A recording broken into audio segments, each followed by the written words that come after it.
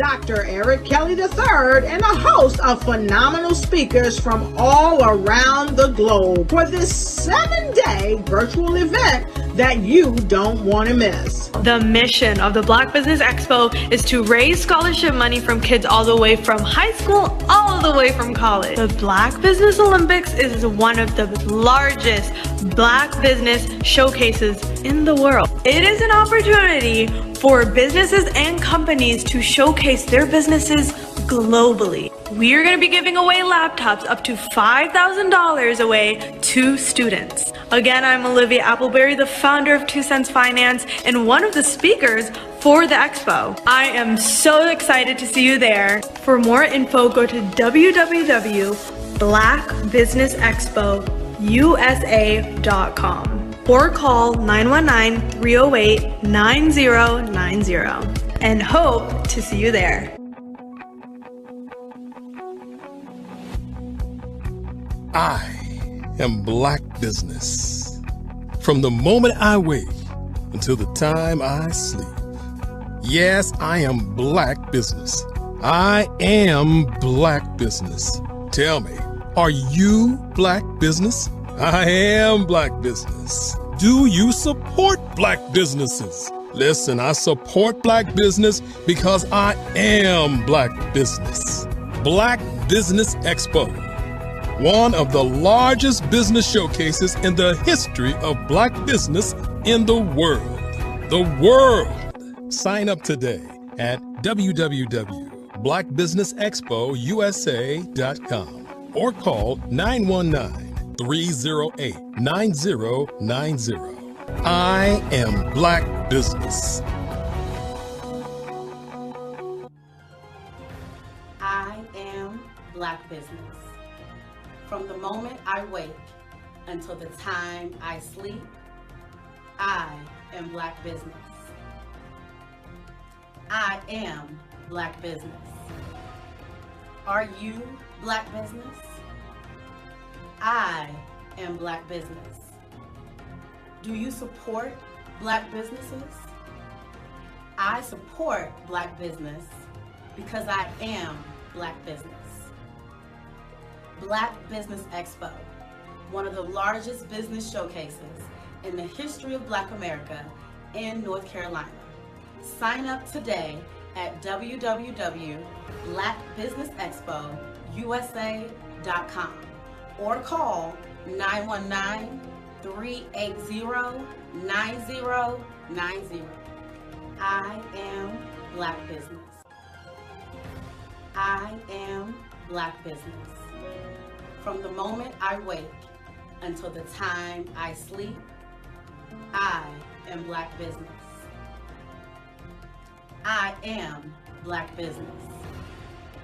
Are you Black business? I am Black business. Do you support Black businesses? I support Black business because I am Black business. Black Business Expo, one of the largest business showcases in the history of Black America in North Carolina. Sign up today at www.blackbusinessexpousa.com or call 919-380-9090. I am Black business. I am Black business. From the moment I wake until the time I sleep, I am Black business. I am Black business. Are you Black business? I am Black business. Do you support Black businesses? I support Black business because I am Black business. Black Business Expo, one of the largest business showcases in the history of Black America in North Carolina. Sign up today at www.blackbusinessexpousa.com or call 919-380-9090. I am Black business. I am Black business.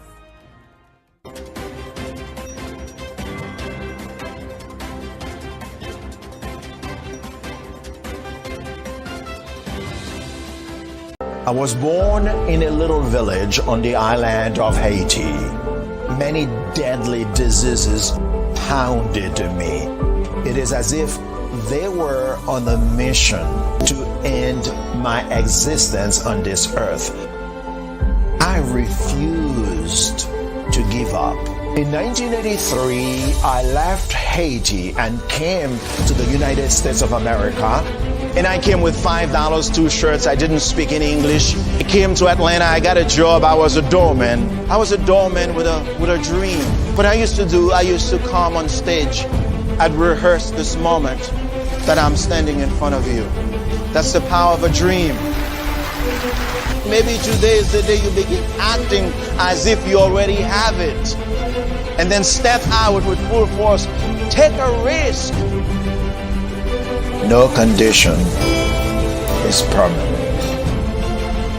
Don't let your situation distract you. You are chosen. You are called. You are born for a purpose in this life.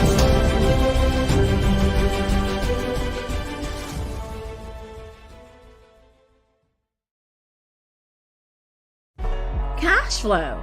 5, 10, 10, 75. I use the cash flow app to keep track of my charities. Cash flow 5, 10, 10, 75 helps you manage expenses, helps keep track of charitable giving, helps you save your money. Cash flow 5, 10, 10, 75. Download it today. Cashflow 5, 10, 10, 75 would like to wish the Cyber Bears good luck in this year's first robotics competition. I am from Washington, D.C., but I was raised in Durham, North Carolina. I came to Durham when I was about 5 or 6, and then I traveled back and forth to D.C. because it's where my people are from. One of the unique things about my family is my mother, she's also an artist. She does quilting, and she does a lot of artistic things. And then my son, he draws with both hands, his right hand and his left hand like I do. So that's kind of a family trait. And then my other son, he's a videographer, and my daughter, she works, she's a regional vice president for Sunglass Lab. When you start out drawing and sketching, you want to continue to explore, each avenue. I do pastels, I do pen and ink, I do painting, I do acrylics. I haven't done oils yet, but I try to do all facets of art. What I say to a lot of times to people is, you can't put yourself in a box when you're an artist. You have to explore. And over the course of my life, I've tried to explore different mediums. I also do sculpture as well.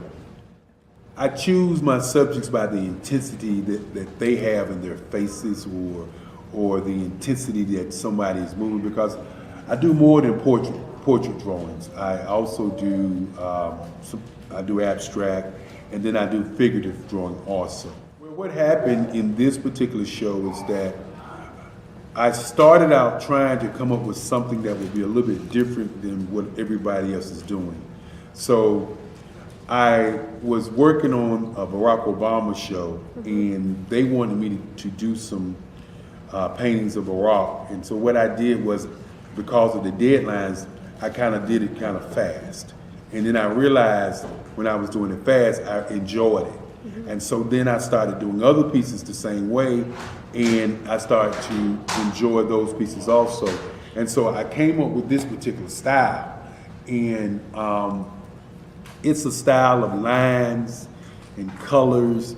And what's interesting is that when I was in college, I did a show called Lines, Colors, and I talked about the boldness of the blacks, the hotness of the whites, and this is how this has come about, later on in my life. And the colors comes from a lot of the entertainers that I work with, where they wear different colors. They don't wear, your plain reds or your whites. They wear different colors, and so that's also another piece of what's giving me the colors. The subtitle of this show is Faces That Speak Life. That's real critical. Faces that speak life. Each one of these pieces is a life source and a life energy that's being put on display for people that are looking at it. I always say in terms of my art, it's not important that I draw them. It's important what you get out of what I draw. I don't try to just draw it because you like it. People wanted me to do prints. I didn't do prints. People asked me to do different people, but the people that I choose are people that make a difference in the lives of people in the world. So the human landscape idea was, again, as I say, the lines represent your emotions, it represents your ideas, and it represents your journey as a human being. And that's why you get the different pieces and the different looks. And as you notice, I try not to do one look that looks alike another look. And that's what's the most important part of this show. Hello, I am Dr. Eric Kelly III, the visionary strategist and founder of the Black Business Olympics. I invite you to showcase your Black-owned businesses on the Black Business Network global stage. The Black Business Olympics is a global Black Business Network platform that propels Black-owned businesses into the international spotlight. By showcasing your business on the Black Business Olympics platform, you can reach a worldwide audience of potential customers, partners, and investors. You can also establish yourself as a thought leader and expert in your field, attract lucrative partnerships, and more speaking engagements. In addition, the Black Business Olympics platform provides a valuable opportunity to connect and collaborate with like-minded entrepreneurs and business professionals from around the world. This can lead to new business opportunities, ideas, and relationships. Finally, by sharing your story and expertise on the Black Business Olympics platform, you can inspire and empower others. This is a powerful way to make a positive impact on the world and leave a lasting legacy. If you are a Black-owned business owner, I encourage you to seize the opportunity to showcase your business on the Black Business Olympics platform. It is a once-in-a-lifetime opportunity to make an indelible mark on the world. Be one of the 1,000 visionary entrepreneurs who are changing students' lives, shaping industries, and leaving an unforgettable legacy for their families. Unleash your voice on our global stage and watch your business thrive. Black Business Olympics is one of the largest Black business showcases in the history of Black business in the world. Yes, the entire world. Just give me a call today at 919-308-9090.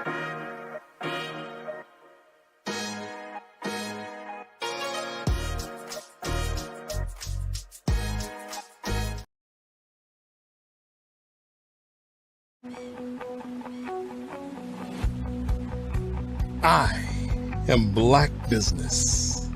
From the moment I wake until the time I sleep. Yes, I am Black business. I am Black business. Tell me, are you Black business? I am Black business. Do you support Black businesses? Listen, I support Black business because I am Black business. Black Business Expo. one of the largest business showcases in the history of black business in the world. The world! Sign up today at www.blackbusinessexpousa.com or call 919-308-9090. I am Black Business.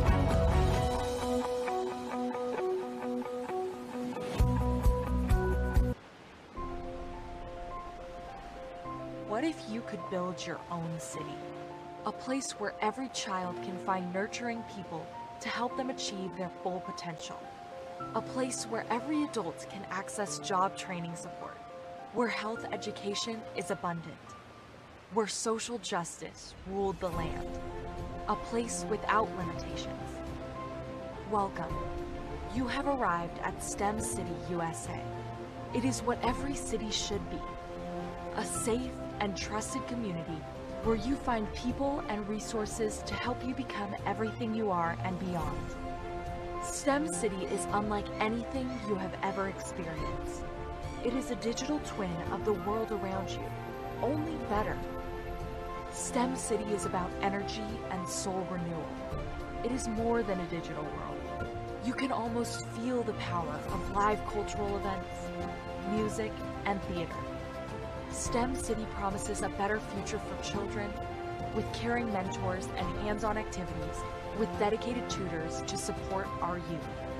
STEM City is your passport to a healthy lifestyle with weekly events addressing our community's many issues. STEM City is your financial well-being with helpful information on wealth management, career advancement, job training, and so much more. STEM City is the community you deserve. It is the city where your dreams can come true. STEM City USA, a place in the sky that is accessible to all who reach for the stars.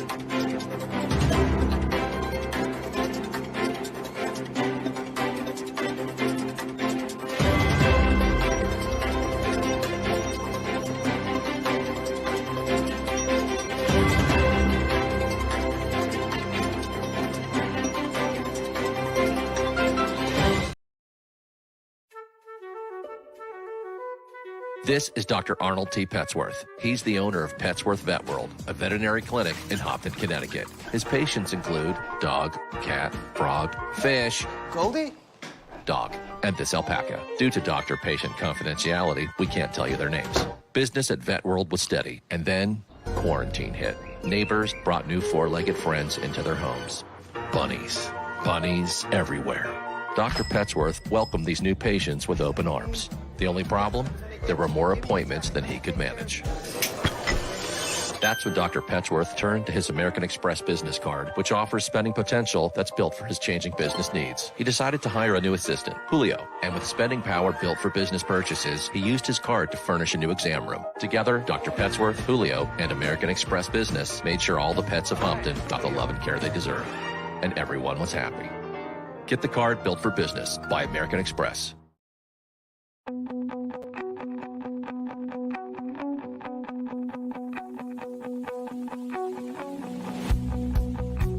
I am Black Business. From the moment I wake until the time I sleep. Yes, I am Black Business. I am Black Business. Tell me, are you Black Business? I am Black Business. Do you support Black businesses? Listen, I support Black business because I am Black Business. Black Business Expo, one of the largest business showcases in the history of black business in the world. The world!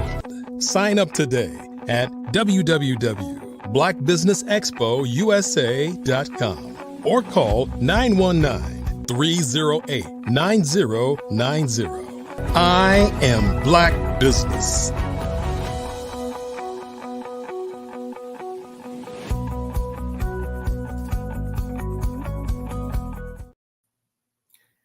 Good afternoon, business owners, entrepreneurs, thought leaders, and corporations. Welcome to the Black Business Network.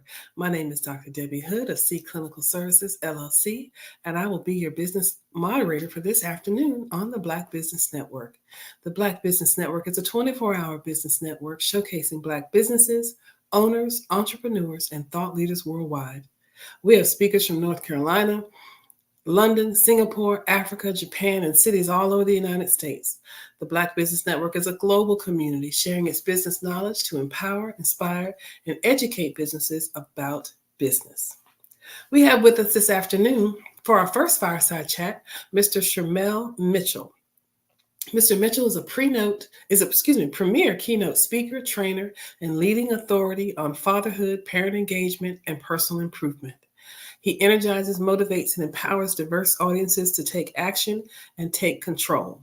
He's a dynamic personality and a highly sought-after inspirational resource for schools, businesses, nonprofit organizations, and professional services or circles. He focuses his attention on empowering and motivating men to maximize their manhood by self-actualization and rediscovering their true identity. In 2016, Shermel created A Father's Voice Matters, a nonprofit 501c3 organization which focuses its efforts on building stronger families and communities through the promotion of responsible fatherhood.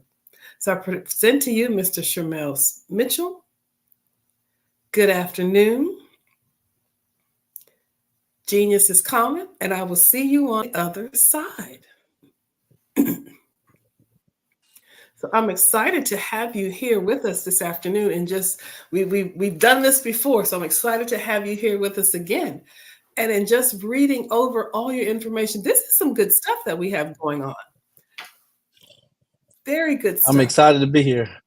Absolutely. So I'm going to jump right into some things and talk to us about your new role in your career. So my new role in my career, I've just been named the new executive director for the Alabama Head Start Association. So I'm the new executive director working with Head Start programs across the whole state of Alabama. So it's been exciting working with kids from 0 to 5 and working with many families. Excellent. And also, we're so strength-based right now and focused. You've also been recognized by the Casey Family Program as Father of the Year nationally. Tell us about that. Who is Casey Family Programs? Yeah, so Casey Family Programs they are a dedicated, influencing long-lasting improvements in the well-being of children, families, and communities. And so Casey Family Programs prioritize the voices and insights of those directly impacted in the system. So anybody who's been in the welfare or child care system in any span, they advocate and support those children and getting the voices, make sure their voices are heard. Okay, and I believe I was looking at another question. I believe you just told us what the governor of Alabama just appointed you to. That was... Yeah, so here in Alabama, Governor Kay Ivey appointed me to be one of the board members from the Children Trust Fund, Child Abuse and Neglect Prevention. It's called CTF, and so that's been really exciting. My fierce leader, Sally Longshore, all these guys just got me on that, and I'm excited to serve the citizens and be the voice for parents all over the state of Alabama. So tell us a little bit more about the Children's Trust Fund and how you originally got involved. So how I got into Children's Trust Fund, being a father myself, I was a struggling single father. I have 2 beautiful children, and I came in actually as a job opportunity as a program coordinator. And so I started there. In 1 year, I became an executive director. And so from there, began to just push the voice of fathers. We worked with fatherhood initiatives, working with families, and also working with mothers. And so the Children's Trust Fund of Alabama gave me the opportunity just to grow and also grow in my business and really push my nonprofit, A Father's Voice Matters. And it's just been so exciting to be a part of the voice for fathers, because sometimes fathers get missed. And so just being able to stand and be a strong Black father representative for many men across the state of Alabama. So what do you find most fulfilling about what you're doing now? The most fulfilling thing is I love people. I don't meet a stranger where I go. I always try to find somebody who ain't been talked to. I'm like, hey, you're going to be my friend today. And so being in this new role, it allows me to support families, especially African-American families. Part of my story was I was homeless with my kids. And so the Children's Trust Fund had the resources and the support to really help me build myself as a strong Black father. And that is my why. I love this role. I love working with kids. I'll tell all adults all the time, if I see kids in the room, I'm not talking to adults. I'm going to hang out and be kids, because guess what? They help me feel young. So that's why I love it. Excellent. Tell us about, maybe highlight for us a memorable project or accomplishment. You've got so many, but give us something that really stands out. Well, I think the Fatherhood Award through Casey Family Programs was the new biggest thing for me, because sometimes when you're doing the work in your business and you're the CEO and you have all these things on your plate, you're meeting people, you're talking to people, and my goal is to support families. Sometimes I didn't realize how much I did. And so when they did this video, they had an amazing team that came down. It was 4 of them. They came down and videoed for 2 days, long 2 days. And they said, "What do you do?" And I said, "Well, let me write down what I do." And so I began to write down all the things I did in my business, working with fathers, organizations, kids, schools. And I told myself, you do a lot. And so that was a moment for me to really just say, wow, my business and what I've learned through other business owners has allowed me to make a big impact in the state of Alabama. And so that was a big thing for me, and getting that award. My kids were there, and so it was exciting for my kids to be there. And the one thing I did was memorable for me was I actually gave that award to my children. And I think sometimes and I'm a single parent, I wouldn't be here without them. And I think I've had this idea of my business going one way, and I think God kind of transitioned it to being something different. And I wanted to honor them because they had to sacrifice and allow their daddy to do a lot, because as business owners, we do have to make sacrifices for our families. And so they have been so loving, supportive, and they cheer me on. "Daddy, you're doing it. You're doing good. Keep going." So I'm really grateful for my kids. I mean, and it is so awesome, but you bring up such a great point about self-care that I am huge on. So how do you prioritize your self-care and overall well-being while being that, those responsibilities that come with single parenthood? The hardest thing as a single parent, and I'm sure there's a lot of single parents listening, is sometimes you got to go to the source and listen to your children. And I remember sitting my kids down, and I said, "Why do you trust me?" And they began to tell me, and I gave them the space and said, "How could I do better leading you?" And as a business owner, it is good to go to your staff and your employees to say, "How can you grow?" And so my kids said, "Daddy, we would like for you to put your phone down at the dinner table." So, okay, that's one. And so they each got 2 or 3 things that I need to work on. And I began to set that plan. And then for my self-care, I like to get up early. I think some of the greatest entrepreneurs get up, and I like to get up early at 3 o'clock in the morning. My kids are dead asleep. And that's time for me to really get to myself, meditate, pray, write down, and focus on things that I'm doing. And I do this. I'm a single parent. I take myself on dates. I date me. I love me, so I'm going to date me, and I do that for myself. And those are some things I do, self-care: go to the gym, working out, eating healthy, and slowing down. It's just so important. Like I said, I'm huge on self-care. Now, I know along with all the encouragement and the planning, there have been some challenges. What has been maybe a challenge you faced, and how did you navigate through it? So some of the challenges I face is, being a single parent, again, time.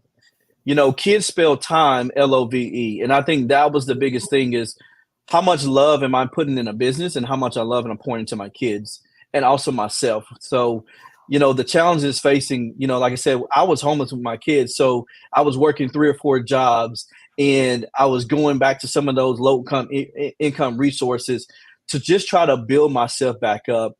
And I just think a lot of the big help was, it takes a village. And I had a mentor tell me this before. She said, "You're not a single parent." She said, "You're a parent who's single." And my village here in Alabama is so helpful. I have people helping me do laundry. I have people cleaning my house. I have people watching my kids. And let me tell you, doing hair was a challenge for a new dad. I barely could do a ponytail.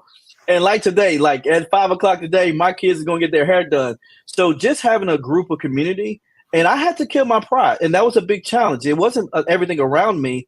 It was allowing people to help me because I was burnt, in the business and all that. I was like, oh, people are using me.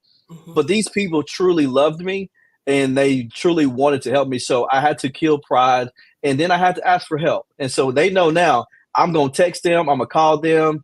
And their help has allowed me to travel the world and be able to do what I do today. And I think you've spoken to this next question or statement a little bit, but how do you keep that motivation going? How do you keep that inspiration? Because we go to work every day, like you said, children every day. How do you keep that going? The biggest motivation I've learned recently in the last few weeks is it's not about you. Mm-hmm. It's not about you and your purpose. God put me on this earth to serve. And I think to keep that motivation, you have to have a serving mentality to be able to continue to do the work that we do in our business. And also being around the motivation of having great mentors. I have great mentors who worked in the White House. And so I've been blessed to have so many powerhouse young African-American men and also men who do not look like me build a table. I have a small group that's called the Belka Men Group, and it's just different backgrounds and nationalities. And we're in there, and they were able to train me and be able to walk through these challenges. But they motivate me and say, "Hey, I know you're young, but we're learning from you too." So having that conversation with them has been great. Mm-hmm. And again, I think you've spoken to this a little bit, and you talked about that support system and that tribe, if you will. How have you been able to build that, not only for yourself, but also for your children? Well, doing my business, when you're working with families, sometimes you think that you're there to support and help them. But what I love about my business is we allow our family to pour back into us. And so I think over the years in my business, I've been able to build the relationships. And I think that's the key. When you're building strong relationship, it's not a business anymore. It is a real family. And I think that village started there. I used to be an after school director in the school systems. And I believe kids has been away from me. I've been able to mentor kids who lost their fathers. I've been able to step in for kids of all different races. Moms will call me and say, "Hey, I'm having trouble with my kids. Can you be that?" And so our business has been able to be mentorships and guidance, but also too, I've been able to mentor men who are older than me and say, "Hey, I don't have a good relationship with my children. Will you teach me?" And that's kind of how the name I got, the parent guru, and the child guru was I knew how to connect with kids and families. So, and I know a lot of your work, if not all of your work, is focused is on fatherhood and men. But you've mentioned the women. How do women and maybe those single mothers respond to you? I think I always tell moms, and I'm gonna say it here: moms got a superpower that men just don't have naturally. Mm-hmm. And I believe that I teach my fathers, hey, let's respect our mothers. Let's respect the superpower they have. But also teach our moms too, hey, let's respect the father's superpowers. And I think just being able to be there for moms, I do a lot of co-parenting too. And so being able to teach two different parents how to communicate with one another. Mm-hmm. And so I think that's how I've been able to support moms, because we say, dads, without mom, there's no kid, right? And so being able to put these strategies in place through our business to support fathers, but also our mothers feel supported and make sure they feel heard, making sure that dads understand that there's a lot go into it. Because I know when I literally did this for one of my business meetings, we took down how much I spent on my little girl's hair. And I was like, wow, this is how much I spend. And so helping dads see both perspectives and seeing we can come together as a family. And if you could offer that piece of advice, maybe that one piece of advice to single parents in general, male or female, what would it be? For my fathers, I always tell them, a father present is so much stronger than a father absent. Mhm. And even if you are present in a home, you got to be present, being intentional. And so going through that process, and that's what came out of it, was my book, 31 Prayers for Single Parents. And in that book, I began to show strategies of why it's important to be present. And even for our moms, you got to be present. I know all the weight is on you if you're a single mom and you're taking care of a lot of responsibilities, but you can get through it. You got to be able to put some strategies in place and get a community. I tell people all the time, do not go through life being ISO, independent, stubborn, and on your own, because it won't work. Okay? So it goes right against the whole tribe and village mentality.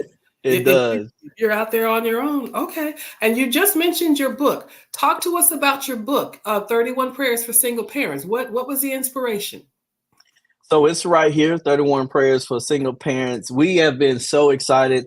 We just released it the first of the year, January, and we have hit #1 new release in the single parents category. So we're still to today on the #1 of the charts. So that's been great. The book was it came from all of my struggles as a single parent. And I remember I used to date and try to figure things out. I'm like, oh, I need some help because I can't do this by myself. But I had a moment, I sat with myself and along with looking at my business, I said, it's time to accept the season you're in today. And today you are that parent who's single.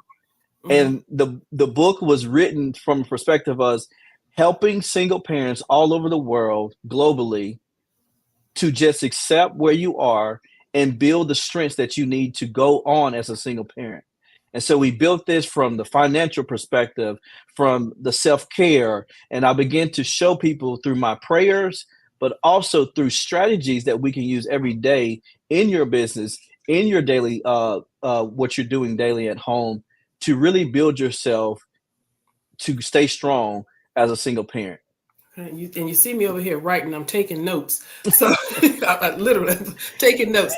Give us one of the titles in your book that you think addresses a common challenge for single parents. I'm so glad you said that. I was flipping over today, is looking. It says to make, so this is day 1 that we give. It's strength to make each day count. Okay. And I'm gonna pause right there, because if you ever been a single parent, it gets tiring when you're doing it alone. Not everybody understands what you're going through. And so sometimes you get weak. And so what I love about the first chapter is I want people to know that every day counts, even in small wins or big wins. And I love this verse from Joshua 1:9.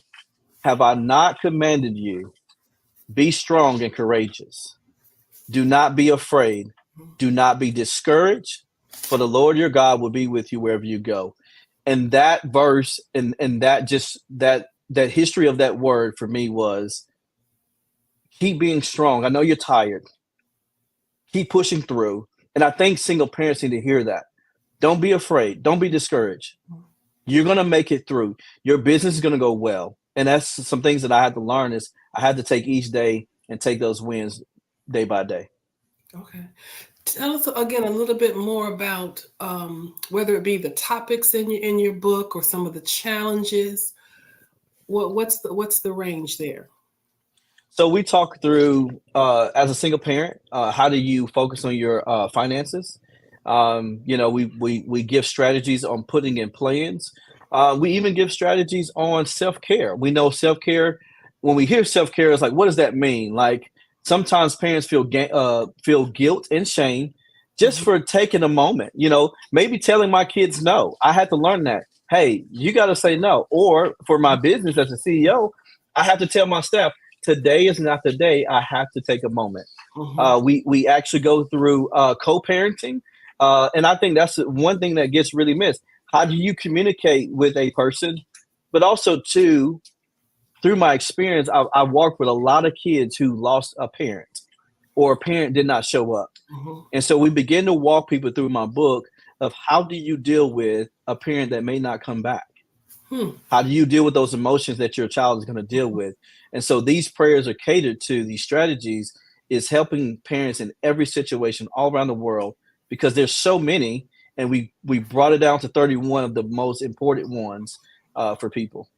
What have been some of the responses that you're getting? And is there any difference in the responses, maybe from the males, the fathers, and the mothers? What's some of the feedback you're getting?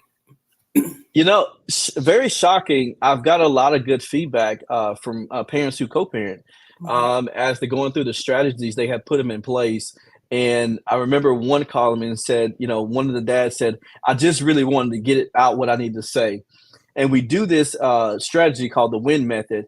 We teach parents how to conversate. So we'll go a little bit like this. When this happens, I feel I need, and I'll go a little bit deeper that. When you call me, I feel like you're a little upset. So I need you to probably come at me a little bit different so I can be able to hear you more. And so it takes off of the you method, because most parents, you this and you that and you this, and that's just triggering. And so we tell parents we want to win in every conversation together, not separate. And so, yeah. Go ahead. I'm sorry. No, you're good. You're good. Okay. No, that was pretty much it. And for my moms, I've actually been coaching some moms right now going through the kid not seeing their father. And sometimes I'm able to actually reach out to the father and we meet for lunch. We have a conversation. And one of my great friends, Sean Hart, has a book called Broken Boys Become Broken Men. And one thing that we teach our moms is sometimes fathers are broken as a boy, trying to learn how to become a man. And my goal is to teach them to heal from that, to let go, forgive themselves, forgive their fathers for not teaching them where they are. And I said, if you could change your child's future, how can you do it today with that parent? And that just begins the conversation to change the perspective of our fathers across the nation. I was thinking when you're talking about the communication piece, it's just such effective communication for everyone, because communication can be so dynamic and didactic, and it's simply effective when we know how to. And it sounds like you're teaching how to, giving them the skills, giving them the script, the template on how to state your needs, how to effectively state your thoughts and your feelings without getting stuck. And in that way, the partner or the co-parent can truly listen and learn how to listen and practice their listening skills and responding in such a much more effective way. It just builds effective communication all the way around. And then our children are seeing this. We're giving them such a great model, and they're learning how to do it. One of the things that I always say repeatedly is be quick to listen, slow to speak, slow to anger. And you have two of these and one of these. And I have to learn that for myself as a co-parent, because we always have an answer to respond, but sometimes we got to have ears to listen to learn to respond. And I've learned that over the years, even with my staff and as a business owner, sometimes people can have great ideas if you listen to them and you don't try to connect them. And that could be your next big business break. I've learned to listen to a lot of kids because they have been the reason why I've created everything I've been doing to this day. And my chosen population has always been children and adolescents. And I find that when you do talk to them and when you listen to them, it's such a teachable moment. It's such a learning experience, and I've worked with children in the juvenile justice setting. And oftentimes I would ask them, what do you say? What do you want? I know what whoever they are, I know what they say, I know what's written on the paper, but tell me about you. And a lot of times I found they couldn't answer that question. Whether it be because they hadn't been taught the skills or no one had ever even asked them and then waited for the answer. Because a lot of times I would sit there and wait for the answer. Like, these are not trick questions I'm giving you. They're really not. So it's wonderful. Go ahead.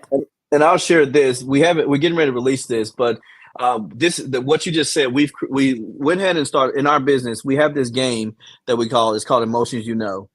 And this game is really catered to helping kids through their social emotional learning. And so we talk through a lot of people, and just a little bit of research behind it is a lot of kids never been asked a question, how do they feel? Or they never been shown how to do it with the feelings they feel inside.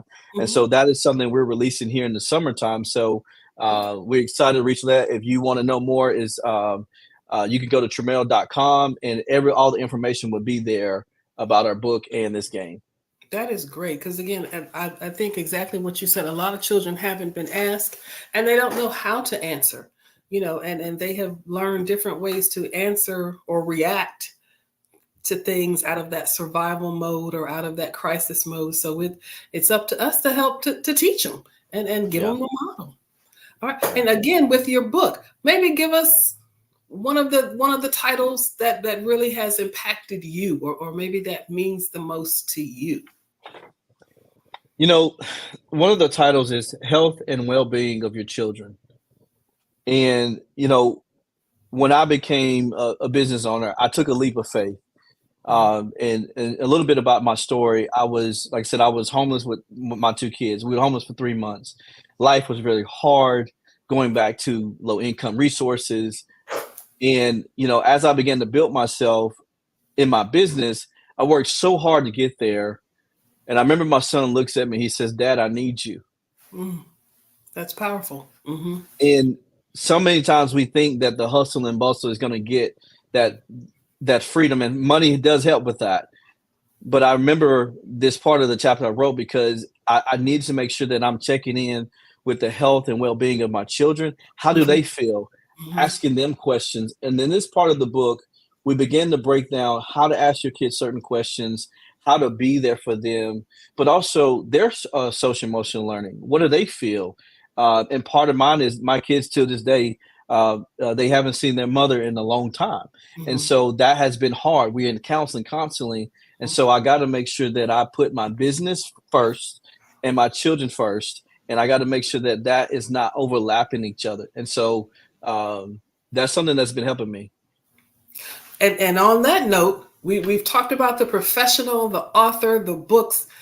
Tell us more about you. What do you do, perhaps, as your hobby or your interest that you're passionate about? Because you're pouring into everyone else, and we don't want you to be lost in the process. So what do you enjoy? What I enjoy is I love to cook. I like to eat. I'm such a foodie. I love traveling different places, eating food especially from different countries. And so I love doing that. One of my biggest thing is me and my kids do movie night. So I just got back from DC. And when I got home, I said, "All right, y'all, it's movie night." So we get candy, we get popcorn. And that's just a moment for me to relax and enjoy.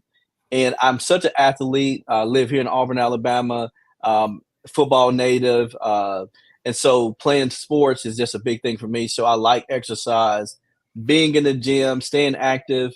And my biggest joy I'm so happy about is in my community, all the kids come to my house. So it's like that big thing that, parents just drop off kids in my house from other parts of the neighborhood, and they get to eat, they get to play games. And I get to be a kid again because I be kicking their butt on that Madden and all that. Kids just win. We don't let them win. Yeah, we don't let them win. So I always get excited to let them know I'm still young. I'm 32. I still got it. But I don't tell them when they beat me. I don't tell their moms when they beat me. So excellent. Again, tell us all about your book. How do we find your book? Because again, I got my pencil. I've been writing notes. Well, listen, it's so easy. It's like the title. It's 31, the number 31, prayersforsingleparents.com. Or you can type in my name, Tremel, my first name.com. So there's two ways you can get it. They both lead to the same place. And Tremel.com has more information on my games, my books. And I'm also a speaker. So anytime you need somebody to come speak, you can find all my information there. And what I love about my site, I do one-on-one bookings with people. I love meeting new people, like I said. And everybody gets a chance not just to go to an email. You get to have a face-on-face, one-on-one with me at any time. I do parent training through the book. And so that's how you find it. And it's on Amazon. And here's one more thing. For National Parent Leadership Month through the Children's Trust Fund Alliance is coming out in February. And so I'm going to be giving a special price in February to all single parents. I'm going to tell you now, we're going to give you that free download Okay, we want to reach 1 million parents. My goal this year is to reach 1 million single parents. And in February, you want to go to that site in Amazon. We're going to give you the free Kindle for free. Okay, we're not worried about the price. We're worrying about getting it to the hands of single parents, because guess what? We want to help people. That's what I'm in. I got in the business. I got in the business to help people and develop people and see people grow. So be looking out for that. Absolutely. And you see, I'm writing stuff down. I literally I'm writing it down. Okay. Write it down. Because I didn't want to miss. Yeah, and I'm glad you said that. National Parent Leadership Month. That's important. So that is the month of February, because we know certain months have certain things going on, and we do not want to overlook or admit it. So National Parent Leadership Month, the month of February. Mm-hmm. Okay. Yep. Excellent. Anything else we need to know about that? Because I myself will be on the lookout for the free Kindle download, and I've already got the website and the book title. So, well, if you're looking for more for National Parent Leadership Month and you want to hear more about it, that is ctfalliance.org, ctfalliance.org, and we're going to have it on our website too. So you can visit Trammell.com. We're going to have all the information there. You don't want to miss it out. Hey, go follow me on social media, on Facebook, Instagram. We are constantly posting things.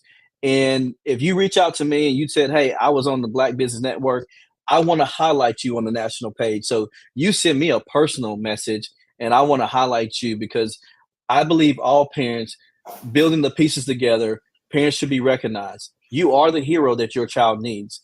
And that's why I believe National Parent Leadership Month is so big in the month of February. That is awesome. Again, this is such wonderful information. We know how to reach you. We've got the website information. We've got the book titles coming out. So we just want to thank you for coming on with us. We hopefully will have another opportunity. And any closing remarks? This is what I want to say. You see it on my back. Is build yourself, refill yourself, become yourself. And one of the things that I want to remind parents, if you listen to me, is build yourself, build who you want to be, refill yourself with the right things, and become yourself. And lastly, when you do all of that, be sure you push. 31 Prayers for Single Parents is built to pray until something happens. Don't give up. Keep moving forward. And I'm proud of you. You're an amazing parent. You are the national parent leader we need. So let your voice be heard. Thank you so much, Trammell. We just appreciate you so much. Thank you again. Just thank you. Genius is coming, and I'll see you on the other side. We do want to thank the Black Business Expo and remembering that the Black Business Expo's mission is to raise funds for our high school seniors going to college or our K through 12 entrepreneurs. This expo is a fundraiser for students, so please go to www.blackbusinessexpousa.com to donate to the scholarship fund, or use the Cash App that you see on the screen below, and with that being $BBX USA. Our goal is to give laptops and up to $5,000 to 10 students. Students, you can also register at www.blackbusinessexpousa.com. Every dollar counts, so we want to remind you to donate to the scholarship fund. We do want to thank our Black Business Expo USA sponsors for January 2024, NC100, Moody Capital Partners, Suede Soul, The Hello LLC, Lotus Roche Coaching and Training, Carolina, Virginia Minority Supplier Development Council, Step Management, 5-Star BDM Media, Barbara H. Smith, LLC, Margie McLean Foundation, Incorporated, Genius is Common, Earth Essentials, Milani Shawnee Global, Executive Women Success Institute, The Quality Coaching Company, Superwoman Business Services, Creative Force Studios, Lee Entertainment, Artistic App Design, and the Black Business Expo USA. Genius is common, and I'll see you on the other side.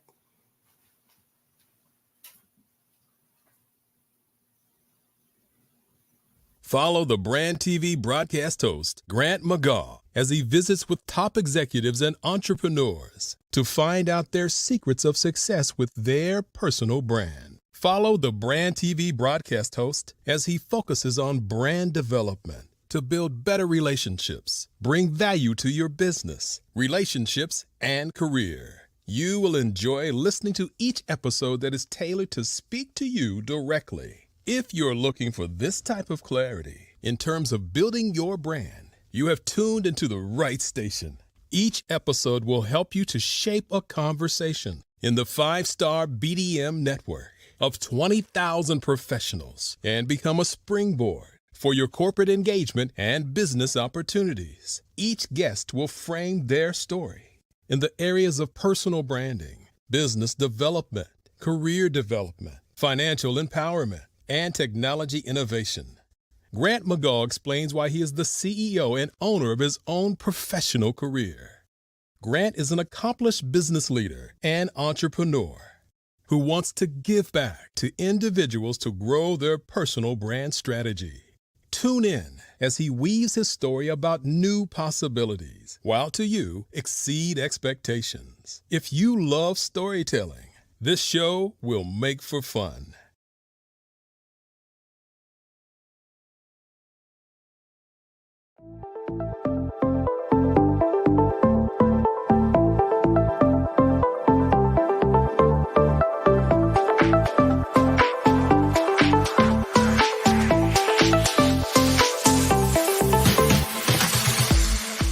You need to be messaging and communicating to a lot more folks and getting them committed to you as a brand and feeling that you are trustworthy, as a subject matter expert, and for their needs and their pain points. That says, look, here are my pain points. Here's the problem that I have that I don't want, or the benefit that I want that I don't have.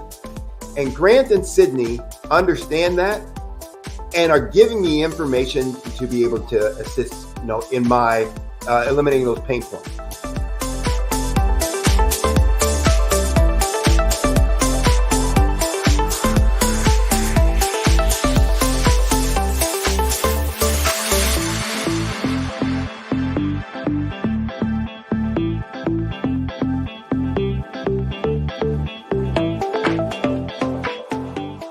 You're going to get a lot out of this workshop.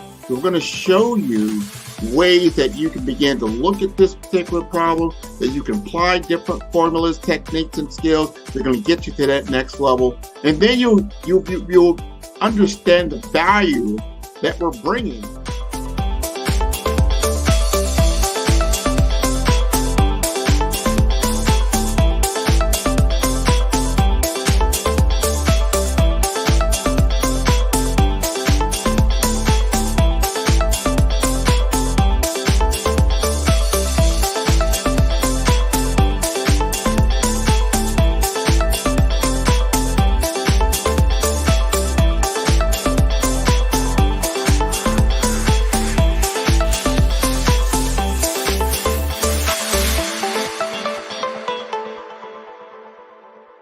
Phenomenal Tanya T. Wise, who is here from the great state of Maryland. Tanya, welcome and thank you for being with us today. Can you indulge our audience a little bit and tell them just a little bit more about who you are and what it is that you do? Well, I love being able to talk to people and have a magnetic attitude, being able to just show them. So I always like to say, level up is Coach at Tanya T. Wise here. So can you tell our audience, just give them a teaser about what your presentation will be about? So my philosophy is that we should all be living our dream life. So tomorrow I'm going to talk about how you start living your dream life. What are some of the things that you thought about in your childhood that you just kind of let go and dormant? Wow. And I want to reignite that and just give you some pointers and some tips, some tools, some strategies to be able to start living your best life now. And guess what, Wanda? And leave it inheritance for your legacy. Oh my goodness. Okay, I know that's resonating with a lot of people. I've heard that you have a dynamic coaching program. Can you tell us a little bit more about that? Absolutely.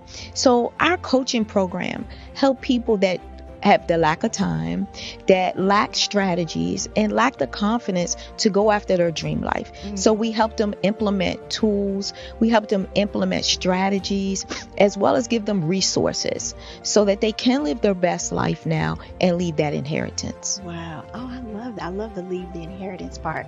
Listen, you are dropping some major nuggets, and I know a lot of what you're saying is resonating with a lot of people, but I think we're all curious. How did you even make this transition into the speaking and coaching arena? What's the story behind this? So I started out in finance, and I realized that a lot of people don't necessarily go after their dream life because of the lack of finances or the education behind finances. But it wasn't until I lost my firstborn, my only son, that life changed for me. And where I was going after it all, living the corporate life, hit my 6-figure income, and living in my dream house with my dream man, driving my dream car. I nearly lost it all when I lost my son. And so I realized it only takes one financial catastrophe that can change your entire life. That's what made me start All New Beginnings. Because no matter what's going on in life, there's a new beginning. And because of that, we develop a program called Wise Minded. My little slogan is, don't just dream it, let's live it. If they want to connect with you or work with you, what is the best ways for them to be able to do that? Well, for my social media guru, you can connect with me on every single social media platform as Tanya T. Wise.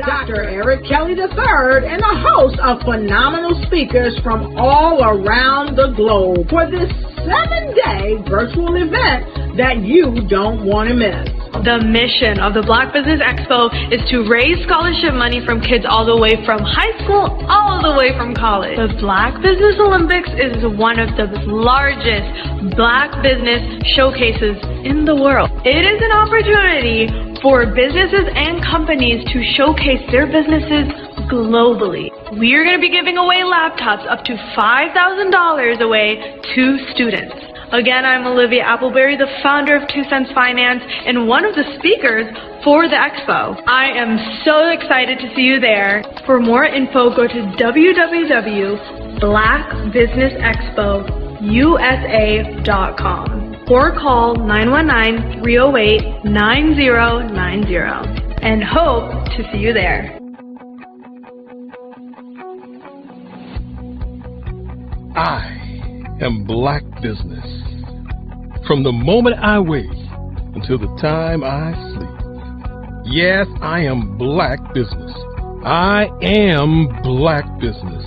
Tell me, are you Black Business? I am Black Business. Do you support Black businesses? Listen, I support Black business because I am Black Business. Black Business Expo, one of the largest business showcases in the history of Black business in the world. The world! Sign up today at www.blackbusinessexpousa.com or call 919-308-9090. I am Black Business. I am Black Business. From the moment I wake until the time I sleep, I am Black Business. I am Black Business. Are you Black Business? I am Black Business. Do you support Black businesses? I support Black business because I am Black business. Black Business Expo, one of the largest business showcases in the history of Black America in North Carolina. Join Dr. Eric Kelly III and a host of phenomenal speakers from all around the globe for this 7-day virtual event that you don't want to miss. The mission of the Black Business Expo is to raise scholarship money from kids all the way from high school, all the way from college. The Black Business Olympics is one of the largest Black business showcases in the world. It is an opportunity for businesses and companies to showcase their businesses globally. We are going to be giving away laptops up to $5,000 away to students. Again, I'm Olivia Appleberry, the founder of 2 Cents Finance and one of the speakers for the expo. I am so excited to see you there. For more info, go to www.blackbusinessexpousa.com or call 919-308-9090 and hope to see you there. I am Black business. From the moment I wake until the time I sleep. Yes, I am Black business. I am Black business. Tell me, are you Black business? I am Black business. Do you support Black businesses? Listen, I support Black business because I am Black business. Black Business Expo, one of the largest business showcases in the history of Black business in the world.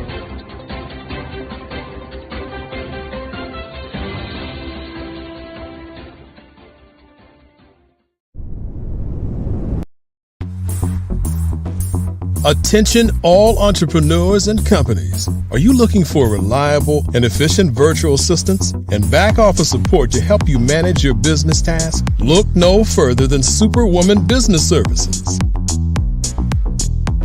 Our team of virtual assistants provides a full range of administrative support services, including operations management, social media marketing, and much more.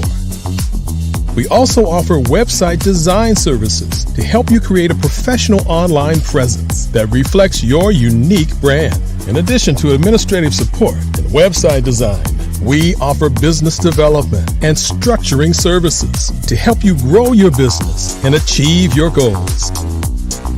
We'll work closely with you to identify areas of improvement and develop a customized plan to help you reach your full potential. At Superwoman Business Services, we understand that running a business can be overwhelming and time-consuming. That's why we're here to help you fly high and achieve success. Our virtual assistants are highly skilled, experienced, and dedicated to providing you with the support you need to thrive. Come fly with us and take your business to new heights. Let us help you become the superhero entrepreneur you are meant to be.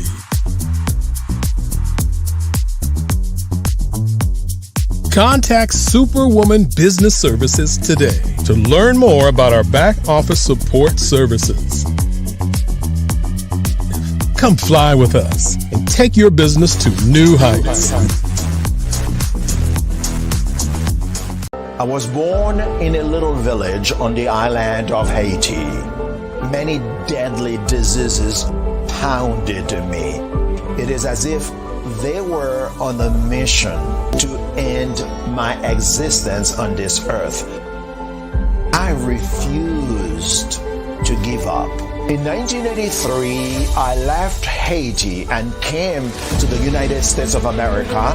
And I came with $5, 2 shirts. I didn't speak in English. I came to Atlanta. I got a job. I was a doorman. I was a doorman with a dream. What I used to do, I used to come on stage. I'd rehearse this moment that I'm standing in front of you. That's the power of a dream. Maybe today is the day you begin acting as if you already have it. And then step out with full force. Take a risk. No condition is permanent. Don't let your situation distract you. You are chosen. You are called. You are born for a purpose in this life.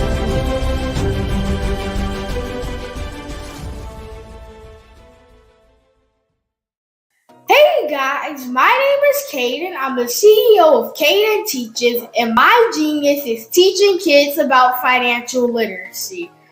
Throughout my financial products, such as my financial flashcards, my activity book, and my newest project, my financial bus, which I bought.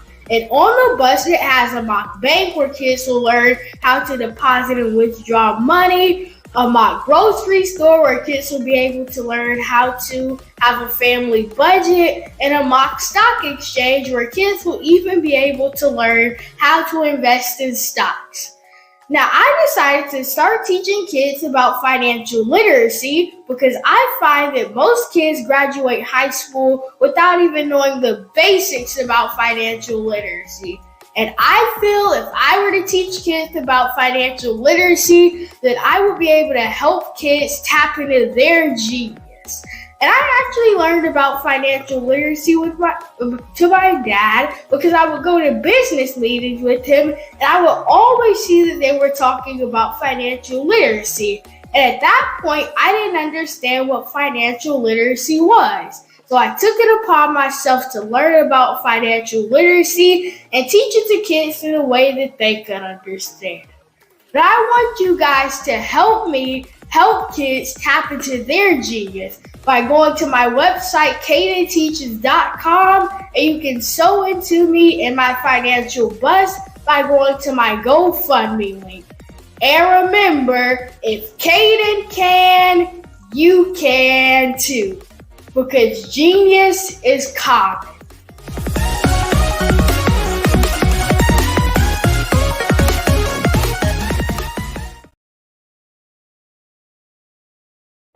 Ladies and gentlemen, and fellow professionals, please allow me to introduce myself. I am David Jones, the co-founder and CEO of the Hello LLC, where I am passionately dedicated to guiding individuals and businesses toward their own return on time investment. Time is my only competition.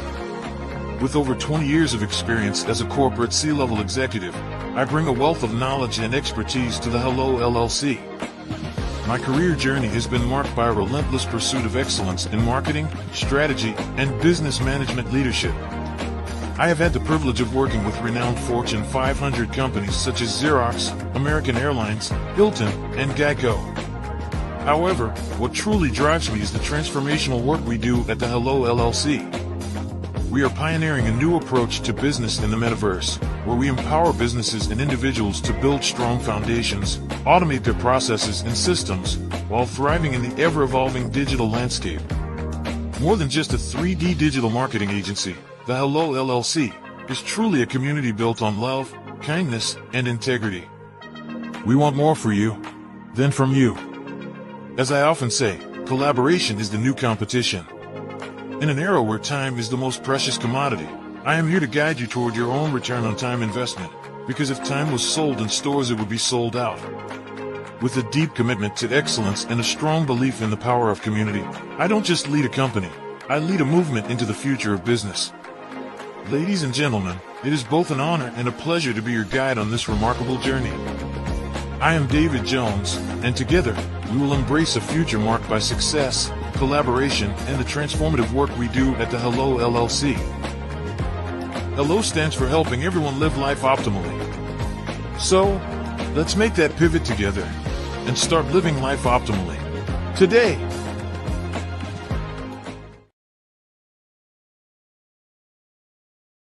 Are you a forward-thinking entrepreneur or business owner?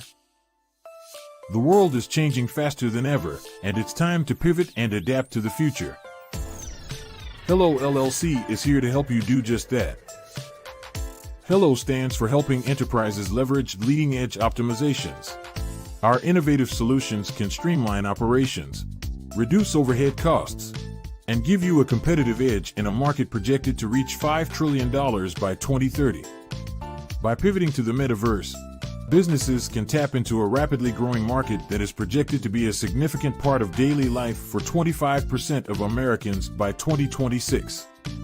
As a full digital metaverse agency, the Hello LLC can help you create custom solutions to streamline operations, increase productivity, reduce costs, and drive brand recognition. Why should you pivot to the metaverse with the Hello LLC? By leveraging cutting-edge technology, you can provide immersive experiences for your customers, expand your global reach, and unlock new revenue streams. Contact us today to make the pivot. Social media is evolving. It's more vibrant, more colorful, more energetic, and so are you. It's not just photos anymore. It's video, it's audio, it's subscriptions. And now there's Fanbase, a new monetized social network. Fanbase delivers the complete native app experience with full content monetization for every user. No algorithms that shadow ban your engagement or growth, and no ads. Follow anyone for free and subscribe directly to your favorite creators for $4.99 a month. Plus, show some love by tipping on any post. Also, make a Fanbase page and monetize your content the same way. Finally, connect with your followers by posting the amazing content you already create. And now, get paid for it. It's time to energize and monetize. Because everyone's a fan of something, and everyone has a fan base.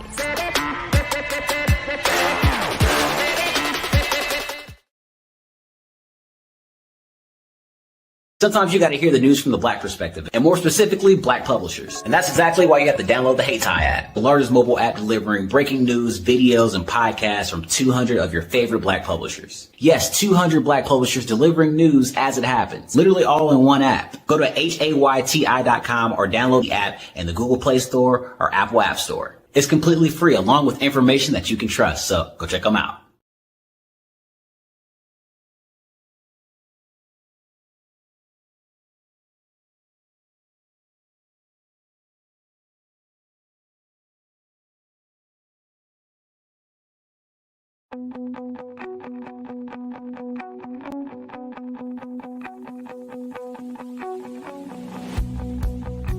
I am Black business. From the moment I wake until the time I sleep. Yes, I am Black business. I am Black business. Tell me, are you Black business? I am Black business. Do you support Black businesses? Listen, I support Black business because I am Black business. Black Business Expo, one of the largest business showcases in the history of Black business in the world. The world! Sign up today at www.blackbusinessexpousa.com or call 919-308-9090. I am Black business.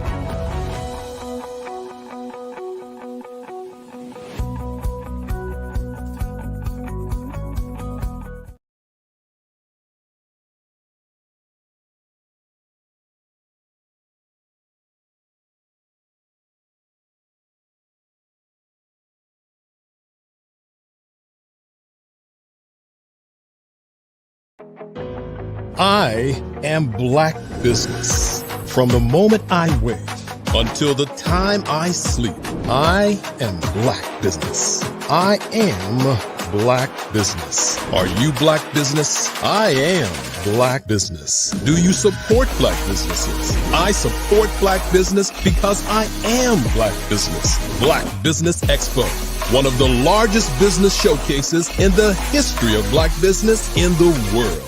Sign up today at www.blackbusinessexpousa.com or call 919-308-9090.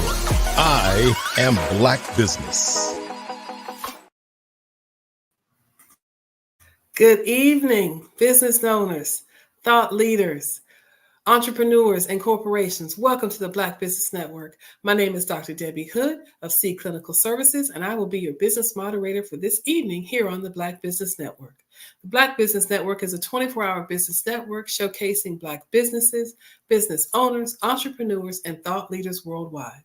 We have speakers from North Carolina, London, Singapore, Africa, Japan, and cities all over the United States.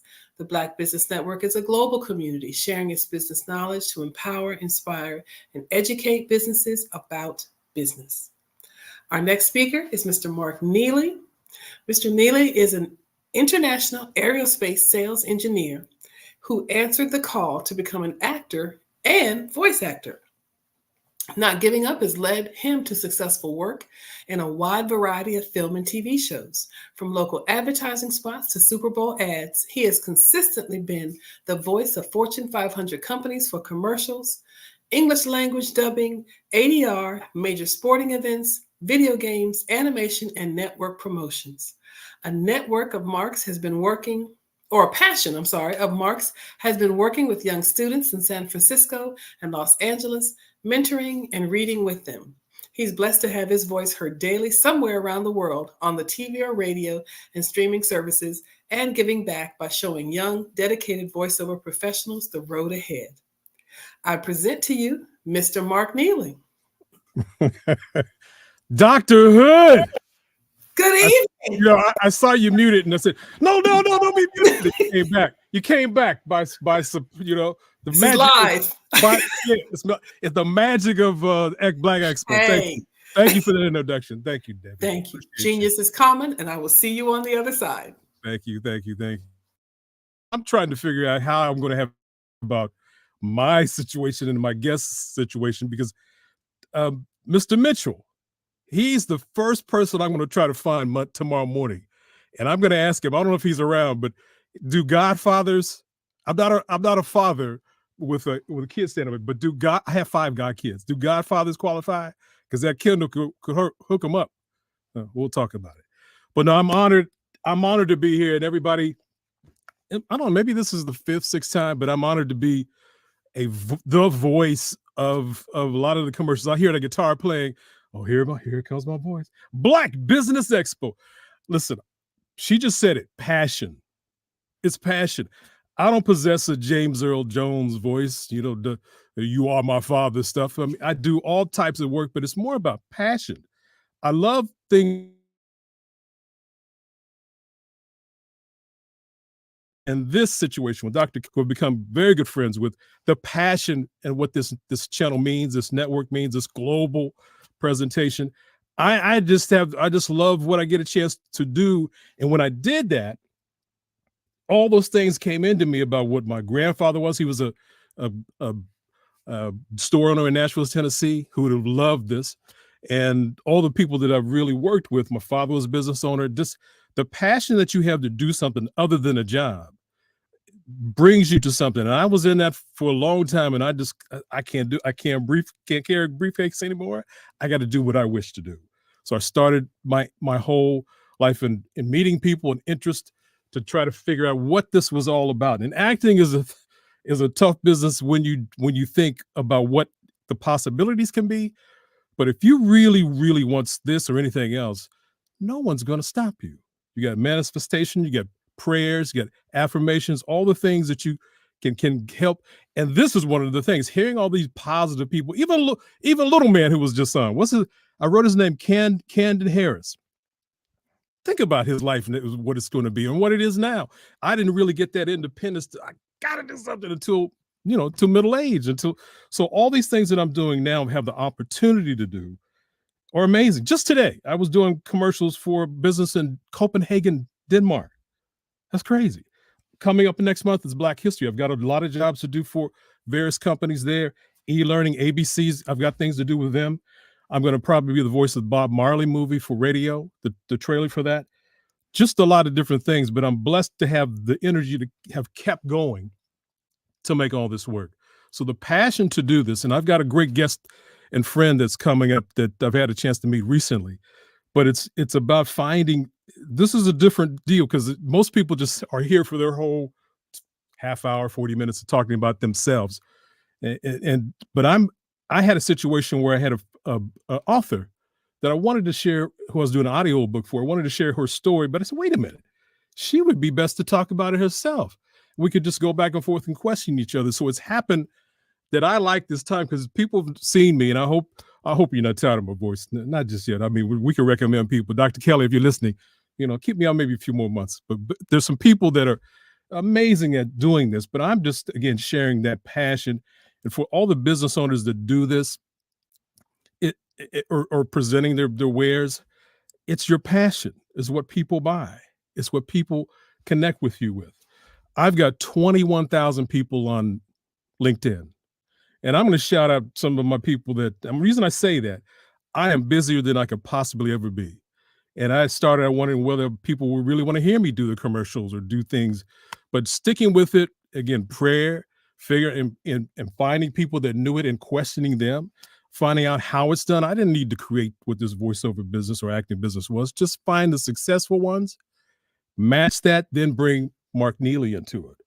So I'm going to shout out Grant McGall, 5-star BDM, and Bree Morris, because I did commercials with them, but I need their help. I'm going to be reaching out to them because I am that busy, as I just said, but they're dynamic people that have special skills, and we should be using each other. Just as the commercials say, are you Black business? I am Black business. Do you support? Well, I want to support them because they've supported me. We're going to do that. And I hope we can support what Mr. Douglas is up to now today. But for people who want to do this work, it's just reaching out and finding the ones that are doing it. People say, I have a good voice. You have a good voice. Not what this is about. It's about, do you have acting skills? Are you training? Are you investing in yourself? It's not just even equipment. I've got maybe $7,000 worth of equipment in here, but most of the equipment is in my microphones and condensers and things. This room I built myself. It's in my garage. Everything you've heard me do comes from here. So you don't need all the fancy, you need the passion and energy to go find out how it's done. And there's so many different areas of this work to do. One of the things I'm going to do this year is talk about professional presentations. In your work, which now on the internet, a lot of the things you do, professional presentations, you're killing some of your profitability. I'm so against, and this may be my age now, but my grandmother, if I ever, my grandmother would jump up and I knew something was about to rain down. So I'm so against, especially, and you don't hear that on the station, but the, you know what I'm sayings and you can say a whole sentence without saying anything. And the biggest cancer going on right now, you haven't heard it today, thankfully, but everybody's saying right after each thing they say. Right, right, and there's no substance to that, and to me it's a cancer of speech. So one of the things I'm going to do this year, not only in my work that I do daily with commercials, or going out to businesses or people in our community, and just be sure you're speaking to the world. You're not just speaking to your friends watching. We're not going to talk about what's going on in the game because this is going to be played all month. But if your team is doing what you wanted to do, you do. But if you're sitting with the fellas or the people, have some fun. But when you're in your work presenting your wares, the way you professionally present yourself is profitable. And nobody can get into this business that I do, speaking to millions, without being able to pronounce these words, but I'm putting the texture to them, pronounce them as they're meant to, they're written for. Again, you should know me. I said, that's wrong. I did I was the original speaker for the Huggies commercials. As I said, this week is gone crazy. So it's a wonderful place. I'm humbled by it, and I work hard each day with manifestations, with positive sayings, just as Mr. Mitchell had on his back wall and Dr. Hood had on her back wall. I have reminders in front of me all the time because this is a place where your positive presentation in acting, for voice acting, you have to be there every day. And that way. So every commercial I'm just about here, I've had an opportunity to voice. I've auditioned for, because I have some of the top agents in New York and LA. I've worked hard to get that, but I had to go learn that. So in addition to me just individually doing that, I have a session on Thursdays for people who want to get into this work. just I have a good voice. We in our community, we have the voices. We can sing, we have all those things that go on. But learning how it works, learning how each sentence is a movie, learning how it's worked. I have that kind of session, a Zoom session every Thursday, 5:00 p.m. California time, 8:00 East Coast. And if you're looking to do that, if you're looking to get into this area, come forward. I'm hoping Mr. Douglas is there. We can bring him on anytime, because I want to let him talk about his area expertise and how he can help people and help myself too, with what's tax time is coming up and what we have to do to structure our businesses and do it properly. So that's, oh, wait a minute. The magic of the internet. I just had a thought. And there you go. Here you are. Good afternoon, sir. Good afternoon. Mr. How are you? I'm doing great. How are you? I'm fantastic. I'm so happy you had some time on this busy Sunday to come and hang with me and talk about what's a great thing. I mean, the people that are at this channel, man, they're amazing. You could just we don't even have to be presenters, but there's some amazing business people here. You're absolutely right. We can learn absolutely right from. So just in our wait, we heard some amazing presentations, but I want to hear people to hear your amazing presentation right now. You're in Atlanta, correct? That is correct, sir. Yeah. Well, yeah, good stuff. And we're going to go back and forth and ask questions of each other, but I really want you to have the shine here, because again, people have seen me, people know my voice and the rest, and I want them to be able to come and know how to reach out and train and figure out what that process is. We'll give all the websites, but I want this to be your time, the time we have remaining. So, okay. You've been in this business for a bit. How did you start? I mean, I don't know, people begin like the little man. I don't know if you hear when that little guy was here talking about money. I don't know. Did you start then, man? Is what? No, not nowhere near. I tell you, he's going to be light years ahead of me when he gets my age. I tell you. Yeah. Actually, I started really in high school. I took a couple of accounting classes, and I was pretty fluid with the numbers and that type of thing. And I went and got my degree in accounting and started out working for the Internal Revenue Service as a revenue agent in Los Angeles, as a matter of fact. Okay. Did some years with the IRS, and then I moved to corporate America. Okay. And the advantage of, I would say, being starting out as an auditor is that you can read the numbers. That's very key. And that way you can read the reports, make them speak your language, because numbers never lie. Right. The results are always there. So after several years in corporate America, I did some work with the American Cancer Society and as a nonprofit. And these were very high profile positions that I held. And after a period, I was like you, I wanted to not carry the briefcase anymore. Wanted to do my own thing. Yeah. And my wife said, well, why don't you start your own business? Well, I thought to myself, well, how do I do that? Yeah. And started doing the research. Came up with the business name, got my certifications, and I also have a master's in accounting as well. And so it was very slow at first, very slow, because of course you have to develop your clientele, and it's slowly grown. And I've been in business now since 2010. So it's been, I would say, it's still a journey. It's still a journey, but the steps are there. And I gotta applaud you. I mean, anybody who steps out, because that is, you're looking over a cliff. But I think if the passion is there, I just can't talk about the screwdriver anymore.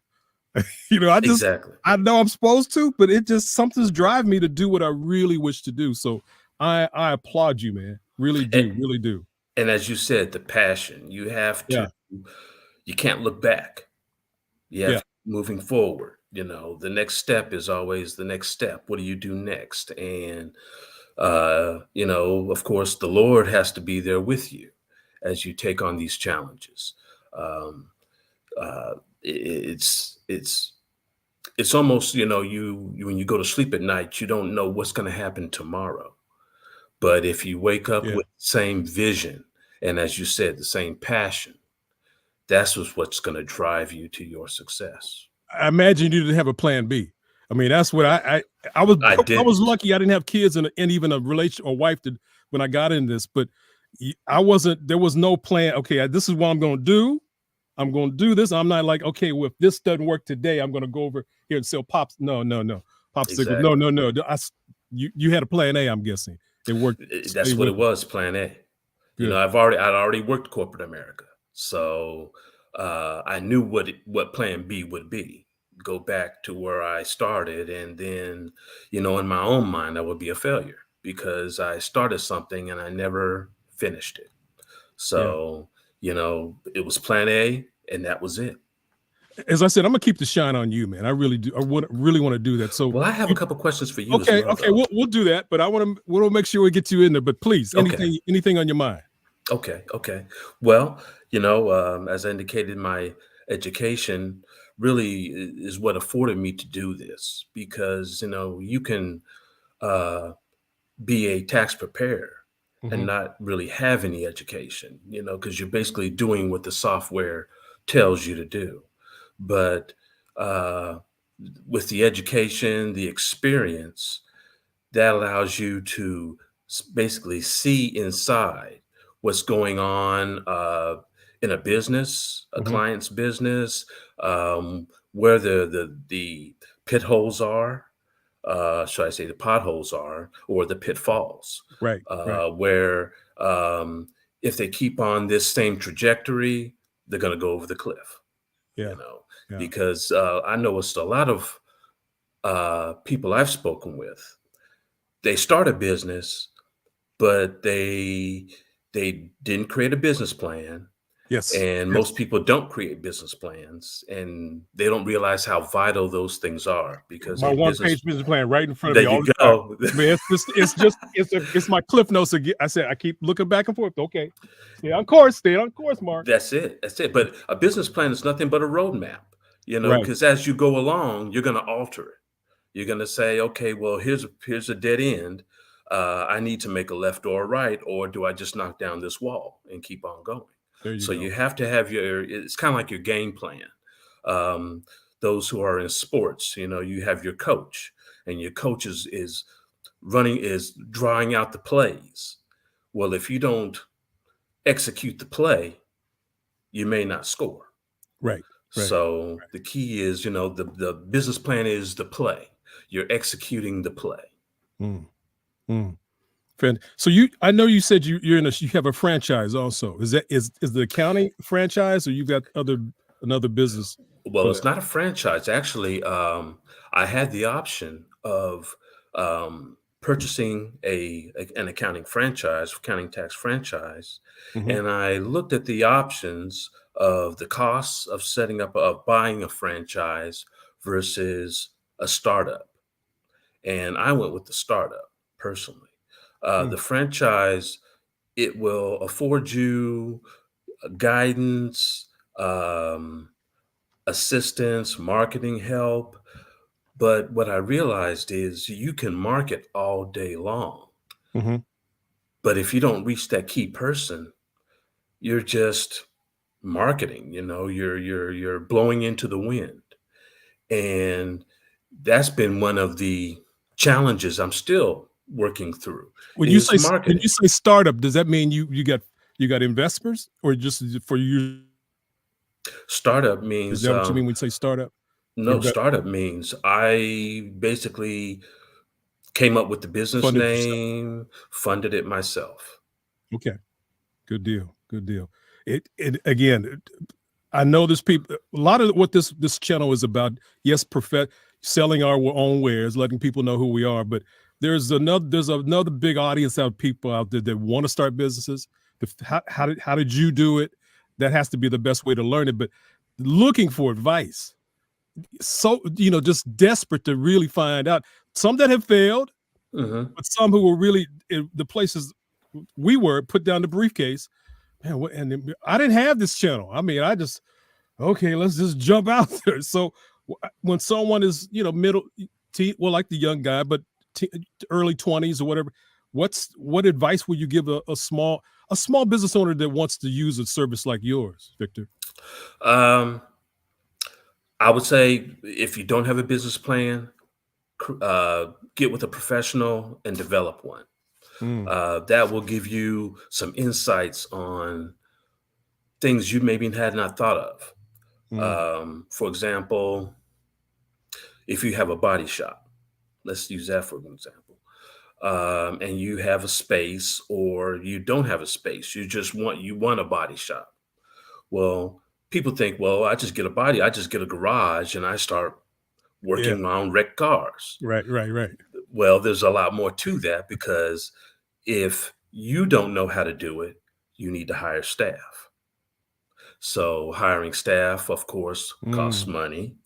You need to purchase equipment, because a lot of times if you're working on a vehicle or if you're repairing a vehicle, you're going to have to use a lift to put it up in the air, to get up under it, or to paint stall if you're going to repair and paint. You're going to need this equipment, these things that you probably never thought of.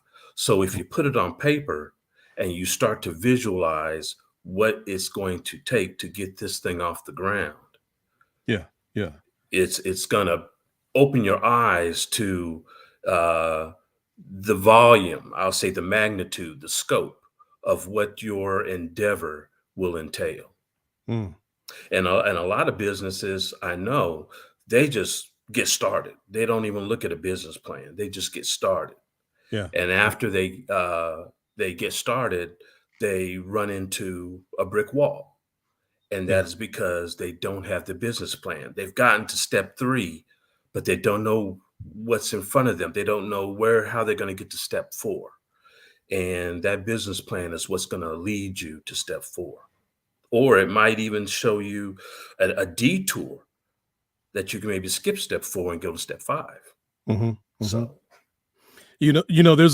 I didn't plan on this question or this moment, but personally, I had a couple years ago, I was searching for attorney, well, not attorney, but a tax person. And I had another actor recommend someone, and this brother was from Ohio State. I went to Ohio State University.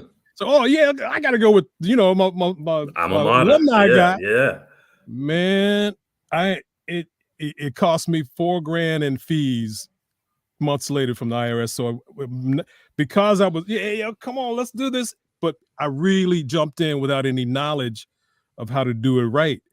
And I would, if that time was up, I would have been calling on you to do some advice. But is there a way to know? Because this is tax time now. But is there a way to understand I know I'm learning all the deductions that I need to make in this room and what I do in the house. What would be your advice to go find? Again, I wasn't planning this, but this is something that happened to me. It was a hurtful moment, but I had to go take care of it.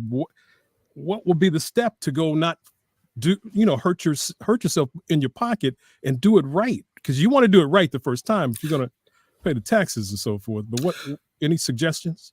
Well, at the same time, you want to do it right the first time, but also you want to be consistent, because from year to year to year, if your business is fluctuating, I'll say, or if you're 1 year you have a profit, next year you have a loss, next year you have a profit again, this perks the Internal Revenue Service's ears. Why are things, up and down, up and down, up and down? So really what I would suggest for audits, exactly. So what I would recommend is, number one, if you get a good accountant, hold on to them, because a good accountant is just like a good doctor, a good mechanic, someone you can trust. Okay. Also someone that will tell you what you don't want to hear. Okay. Because a lot of tax preparers, they're not accountants. They'll just enter it into the system, into the software, and whatever comes out, comes out. Whereas when you have a conversation with your client and you kind of delve into their business, You start to find out, okay, what kind of deductions they have. What are their, do they travel? For example, you have your sound room. The cost of putting that sound room together, and all of that is a write-off because it's Right. business Yeah. related. Right. Okay. But if you travel to other locations, those are deductible expenses. Mm. Anything that's business related is a deductible expense. But you'd be surprised how many people leave that off the return. If you don't know, you don't know. But That's exactly that's right. the point is having a professional like yourself been able to advise properly the first time. The first Again, time. I would, man, no, this is my boy. He did it right. I'm sure. No, he didn't. So you need that expertise to make it work, man. And actually, a good accountant can actually be your business plan, because they're going to provide you with ideas, avenues that you may not have thought of. Have you thought about doing this with your business, or expanding this, or narrowing your scope, because maybe your scope is too wide and you're trying to do too many things instead of maybe focusing on these 1, 2, or 3 items. Dr. Kelly, you heard that? He does 500 things, man. I don't think he sleeps. So I want to make sure. Well, but if he's successful at it, he knows what he's doing. But that's somebody who's doing 1,000 things. You need Victor Douglas, man. So I don't know how much time, but I want to make sure you get all your website, email, how to reach out to you, because I want people on this channel to reach out to Victor because you just said something I didn't realize and think about. What the accounting person can help your business more than just crunch, adding, subtracting numbers. Definitely. I'd never really thought of it in that sense. So people, please reach out to Victor. He's got something very positive, and I know people are out there like me who got hit with penalties, didn't realize they were coming, and thought everything was cool, skipping along, walking around like George Jefferson. Everything's good. No, until they get that call. You get that letter. You get that letter. That's right. So quickly, we can do it again before we end. But how do we reach out to you, man? How do we find you? Well, my website is https:// www.precision, PRECISION, accounting, ACCOUNTING, and tax, TAX.com. You can also reach me at V as in Victor, Douglas at precisionaccountingandtax.com. Good deal. I'm going to say it again. I mean, you hear all those repeat commercials. I mean, I said, man, y'all heard my voice enough. No, you got to continue the marketing, continue. So one more time, your website. It's www.precisionaccountingandtax.com. Fantastic. And folks, if you really want to get into and pursue voiceover, again, every company needs voice. Every company needs accounting. Every company needs voice. If it's just your answering machine, you don't want to project to the world that you're lacking in how to communicate. That's right. It's so key to make it work. If you've got if you're communicating like Mr. Douglas, the person who runs the business is the best passion for it. But if you're someone who is just doing all the, what I'm saying, and what I mean, let someone else handle your communication. So markneelymedia.com, people know where I'm at. They know who I am. And Dr. Kelly and Bruce George have been very kind on people who want to know what this is about. So I appreciate that. But I'm so happy and thankful that you agreed to come on and hang out with me, man, because on these Sundays where they're doing things, doing activities on the field, people might be doing that, but this is going to be playing all month, and I want people to understand that this is a serious thing because of April's coming, and we want to get that done now. I'm working on it now, so you may hear a ring from me, man. Hey, I wouldn't have missed it for the world, believe me. Do you work? Obviously because we're internet based now, but do you you don't work just in Atlanta, or do you need somebody to be able to work promote? Actually, remotely? I have clients all over the U.S. and I can Fantastic. prepare taxes in all 50 states. So Fantastic. Fantastic. So the other thing is, I think one of the last things, the struggles, anything other than, I mean, we've talked about a lot of things, but is any struggles that you can really say how you've maybe beat them other than the prayer or just things, or reaching out? Do you have a network of people you reach out to help you through difficult times? actually, I do. I have some close friends, my pastor, I speak with. But when I going through difficult situations, you know, I try to just get away from it. Mm. Actually, step away from it and do something else. Mhm. And actually, if I do something else, then I come back to it. A lot of times, those difficult situations, they kind of just dissolve in front of you, Mm. and the you find your solution right there. I don't know if Wow. that makes sense, but No, it it it does. Letting it go. Mhm, mhm. Yeah, yeah, yeah. Exactly. But Your my time. my biggest challenge is still marketing. Yeah. Most of my clients come from word of mouth, and Yeah. Yeah. I've done Google, Yelp, all of the um, social media, but I'll say the best clients I've encountered come from word of mouth from my other clients. Yeah, yeah, I will agree with that. I'm hired Mhm. now probably 30% of the time, right from for voiceover people. You do demos, a demonstration of what you can do. So I have a minute demo of everything for commercial, animation, promo, the things that are big for networks, movie trailers. Mhm. Um, I have all that on my website that people can listen to, and they go, "Oh, that's the guy." They hire me that way. Or again, I told you, have 21,000 people over LinkedIn. That's over the years. That's not automatic, but Right. I've kind of figured out the the the the way to work that, and it's Mhm. it's been it's been very profitable in that sense, that I can reach out to casting people, to creatives that and people for commercials. It's been done primarily. Then I've tried everything. We come from a place where you send out a postcard or direct mail or whatever, but now it's all internet based. Only thing I haven't done is social media, really linked. LinkedIn, yes, and Twitter and so forth. But people go to IG a lot. I've not had a page where I'm showing everything I do.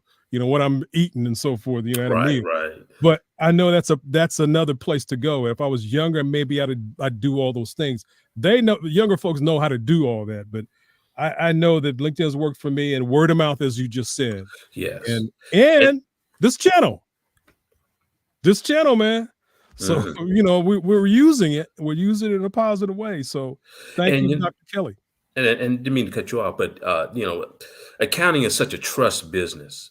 If you get a referral from an individual that you've worked with already, Mhm. and that person, swears by that individual, that gives you a leg up really on Yeah. just going cold turkey to someone you've never seen before, because you have a personal experience with an individual. Mhm. And when that other person comes in, they gush about, well, so and so just spoke so highly of you. Right. you know there's your marketing. Yeah. There's no better No way to better. go. Yeah, you're not gonna be swayed better, more convincingly than that. That a That's friend correct. is really, you got, okay, I trust that. That's what happening. And I know that, again, this channel where is Dr. Kelly's put together for Black business is such a positive. We can find anything through this network that I is a positive, and as we are in this in our we should be turning to that and I and agree. doing all we can, if we can, I to agree. support each other. So Yep. I'll be shouting your name from the rafters, man. And I thank Portia Q who's hooked us up. And I And will thank her personally myself. yeah, and I'm gonna turn Dr. Kelly onto her voice if he wants a female to shout out like he's had me doing. So I I have a question for you. you sure anything. Okay, your voice is very familiar. I'm sure the world has heard your voice at one time or another. Yeah. How did you get to this level? Wow, what we've been talking about, just hanging in there, man. As an actor, you every day is not Super Bowl day, or is not you just. I go back to the word passion. When I come into this room, I love this room because I can create a frog. I can do James Earl Jones. I'm the voice for Forrest Whitaker in a movie. They call that process ADR, automatic digital replacement, or dubbing. I dubbed the voice. You've heard this show called Lupin on Netflix? Lupin. It's a French show.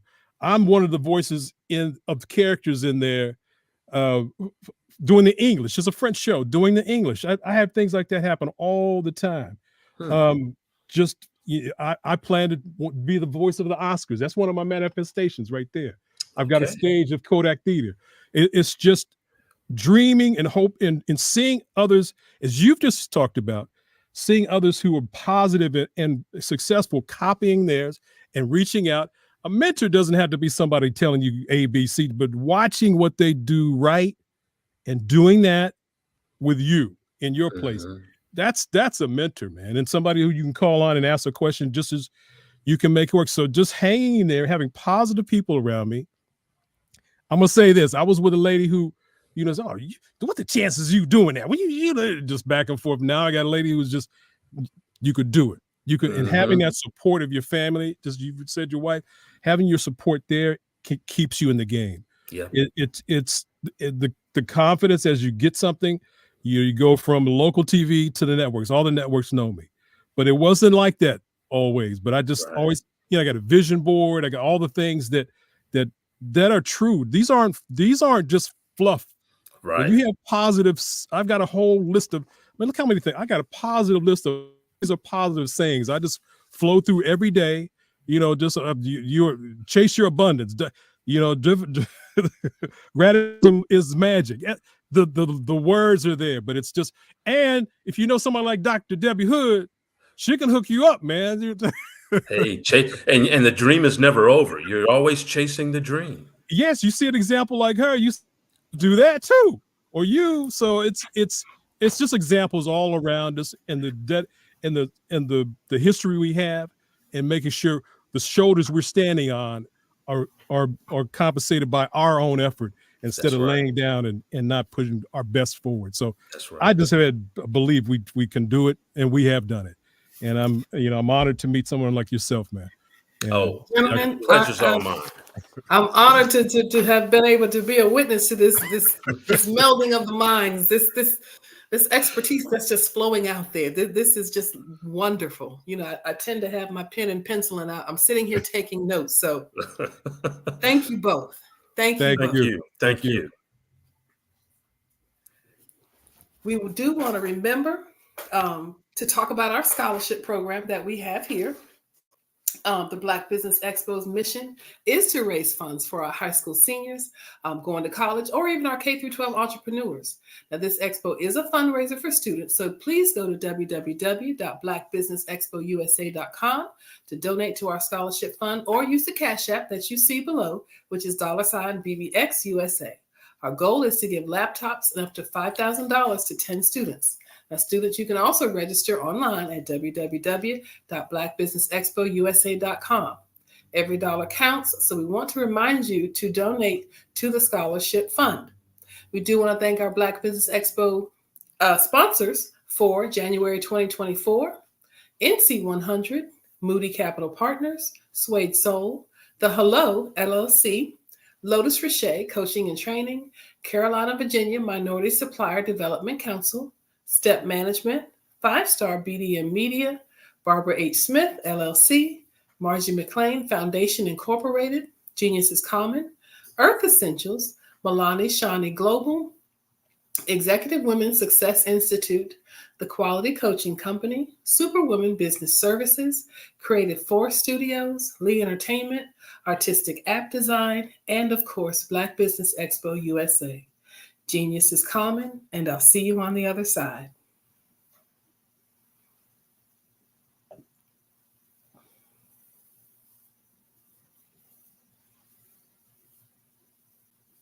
Ladies and gentlemen, and fellow professionals, please allow me to introduce myself.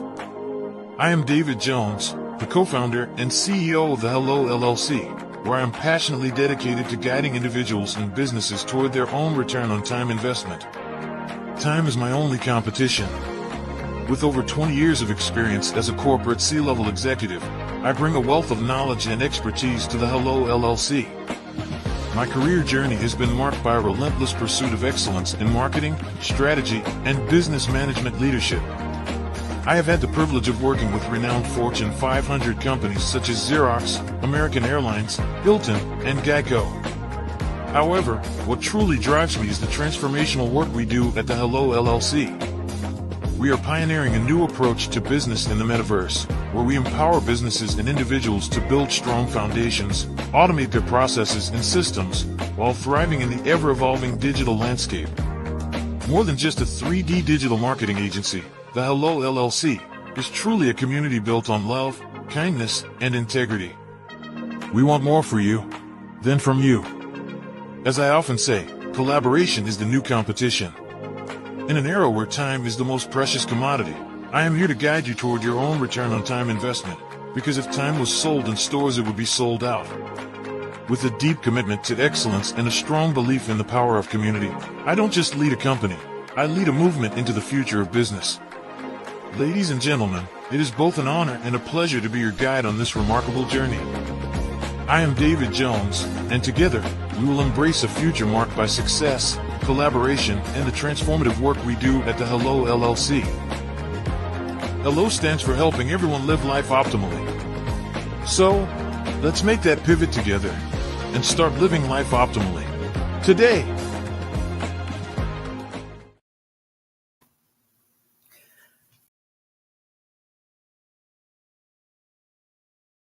Sometimes you got to hear the news from the Black perspective, and more specifically, Black publishers. And that's exactly why you have to download the HeyTie app, the largest mobile app delivering breaking news, videos, and podcasts from 200 of your favorite Black publishers. Yes, 200 Black publishers delivering news as it happens, literally all in one app. Go to HAYTI.com or download the app in the Google Play Store or Apple App Store. It's completely free, along with information that you can trust, so go check them out.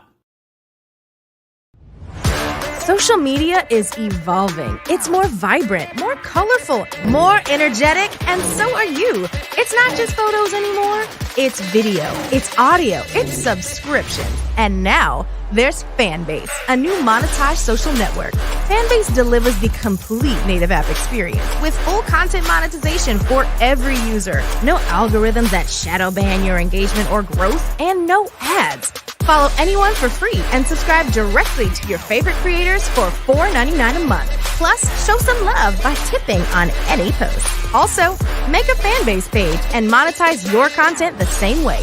Finally, connect with your followers by posting the amazing content you already create. And now, get paid for it. It's time to energize and monetize, because everyone's a fan of something and everyone has a fan base.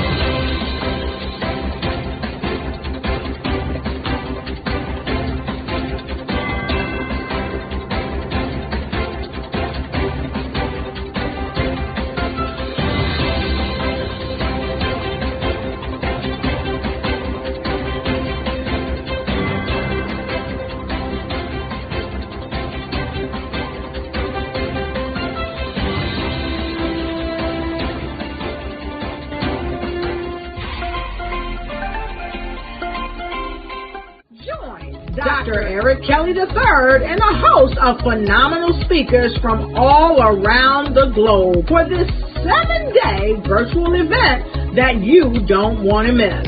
The mission of the Black Business Expo is to raise scholarship money from kids all the way from high school, all the way from college. The Black Business Olympics is one of the largest Black business showcases in the world. It is an opportunity for businesses and companies to showcase their businesses globally. We are going to be giving away laptops up to $5,000 away to students.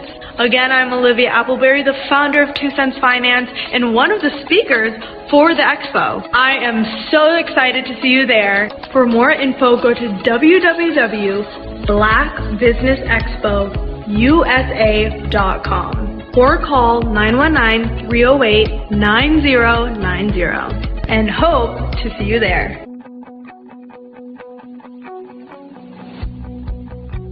I am Black business.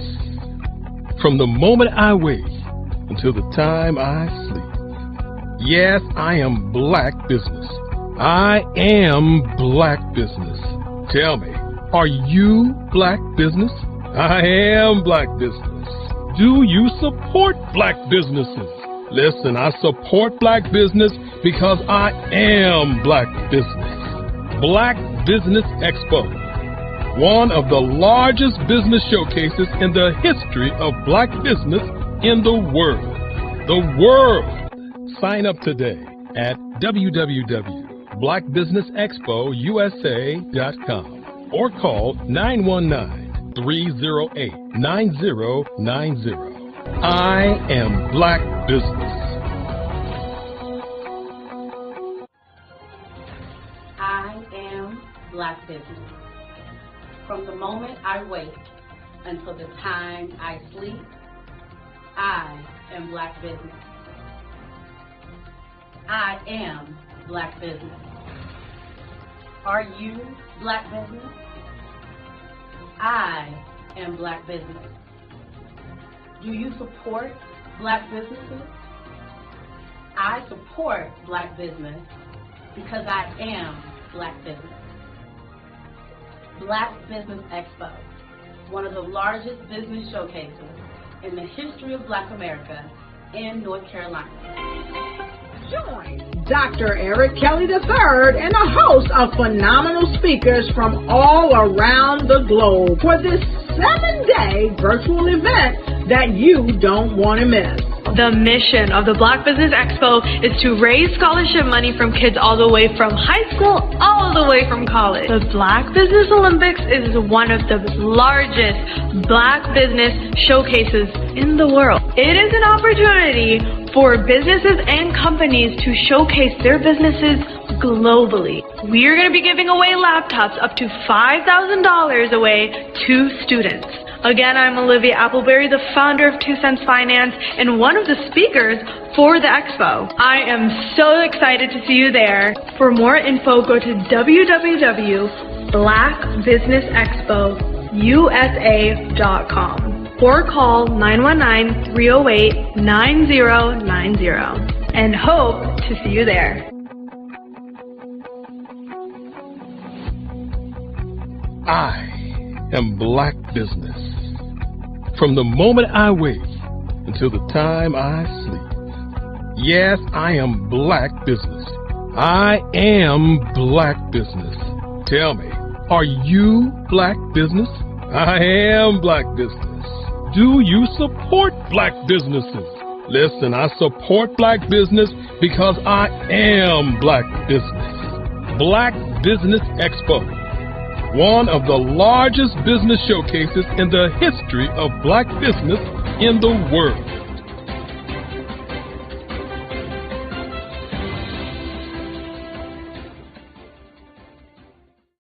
Absolutely. So our coaching program help people that have the lack of time, that lack strategies, and lack the confidence to go after their dream life. So we help them implement tools. We help them implement, lack of finances or the education behind finances. But it wasn't until I lost my firstborn, my only son, that life changed for me. And where I was going after it all, living the corporate life, hit my 6-figure income and living in my dream house with my dream man, driving my dream car. Wow. I nearly lost it all when I lost my son. And so I realized it only takes one financial catastrophe that can change your entire life. That's what made me start all new beginnings, because no matter what's going on in life, there's a new beginning.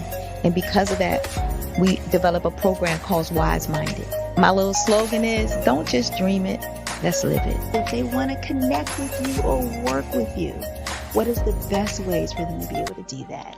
Well, for my social media guru, you can connect with me on every single social media platform as Tanya T.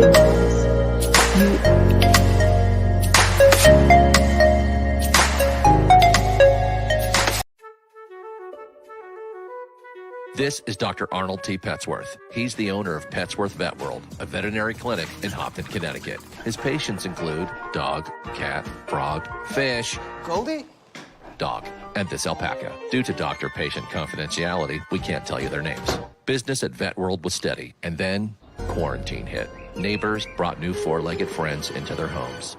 Bunnies. Bunnies everywhere. Dr. Petsworth welcomed these new patients with open arms. The only problem?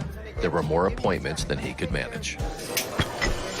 That's when Dr. Petsworth turned to his American Express business card, which offers spending potential that's built for his changing business needs. He decided to hire a new assistant, Julio, and with spending power built for business purchases, he used his card to furnish a new exam room. Together, Dr. Petsworth, Julio, and American Express Business made sure all the pets of Hopton got the love and care they deserve. And everyone was happy. Get the card built for business by American Express.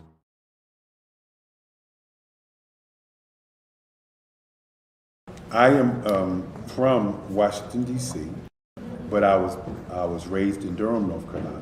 I came to Durham when I was about 5 or 6, and then I traveled back and forth to D.C. because it's where my people are from. One of the unique things about my family is my mother, she's also an artist. She does quilting, and she does a lot of artistic things, and then my son, he draws with both hands, his right hand and his left hand like I do. So that's kind of a family trait. And then my other son, he's a videographer, and my daughter, she works, she's a regional vice president for Sunglasses. When you start out drawing and sketching, you want to continue to explore, you know, each avenue. I do pastels, I do pen and ink, I do painting, I do acrylics. I haven't done oils yet. But I try to do all facets of art. What I say to a lot of times to people is, you know, you can't put yourself in a box when you're an artist. You have to explore. And over the course of my life, I've tried to explore different mediums. I also do sculpture as well. I choose my subjects by the intensity that they have in their faces, or the intensity that somebody is moving, because I do more than portrait drawings. I also do I do abstract, and then I do figurative drawing also. Well, what happened in this particular show is that I started out trying to come up with something that would be a little bit different than what everybody else is doing. So I was working on a Barack Obama show, and they wanted me to do some paintings of Barack. And so what I did was, because of the deadlines, I kind of did it kind of fast. And then I realized when I was doing it fast, I enjoyed it. And so then I started doing other pieces the same way, and I started to enjoy those pieces also. And so I came up with this particular style. And it's a style of lines and colors.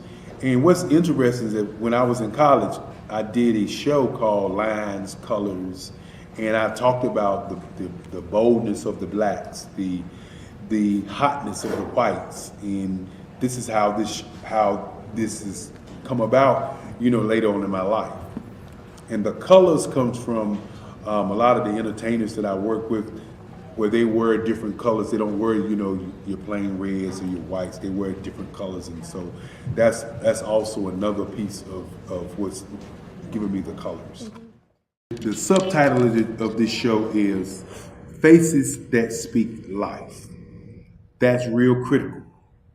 Faces that speak life. Each one of these pieces is a life source and a life energy that's being put on display for people that are looking at them. You know, I always say in terms of my art, it's not important that I draw them. It's important what you get out of what I draw. You know, I don't try to just draw it because you like it. People wanted me to do prints. I didn't do prints. You know, people asked me to do different people, but the people that I choose are people that make a difference in the lives of people in the world. So the human landscape idea was, again, as I said, the lines represent your emotions, it represents your ideas, and it represents your journey as a human being. And that's why you get the different pieces and the different looks. And as you notice, I try not to do one look that looks alike another look. And that's what's the most important part of this show.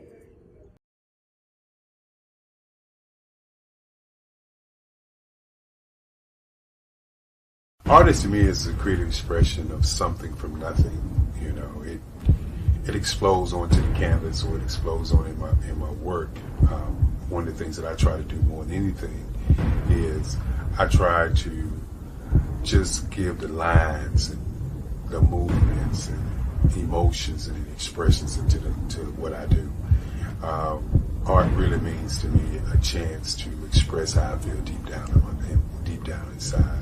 Most of my art begins as a thought that I might have, you know, whether it's sports, whether it's history, whether it's a woman or a man. It pretty much starts as an idea of thought before I get into the actual image of what I'm going to draw.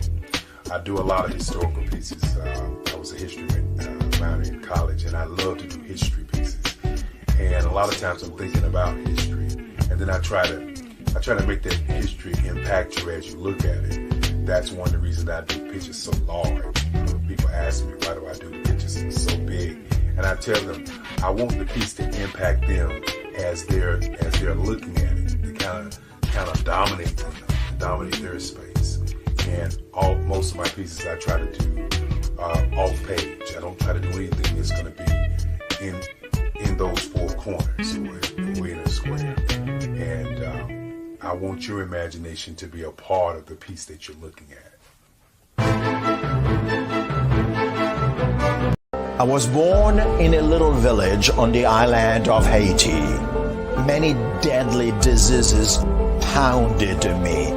It is as if they were on a mission to end my existence on this earth. I refused to give up. In 1983, I left Haiti and came to the United States of America. And I came with $5, 2 shirts. I didn't speak any English. I came to Atlanta. I got a job. I was a doorman. I was a doorman with a dream. What I used to come on stage. I'd rehearse this moment that I'm standing in front of you. That's the power of a dream. Maybe today is the day you begin acting as if you already have it. And then step out with full force. Take a risk. No condition is permanent. Don't let your situation distract you. You are chosen. You are called. You are born for a purpose in this life.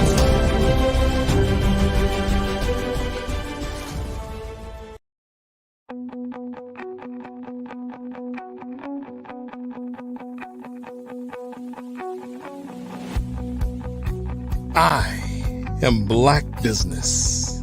From the moment I wake until the time I sleep. Yes, I am Black business.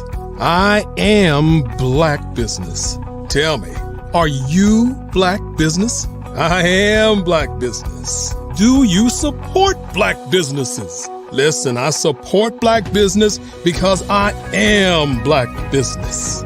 Black Business Expo. One of the largest business showcases in the history of Black business in the world. The world! Sign up today at www.blackbusinessexpousa.com or call 919-308-9090. I am Black business.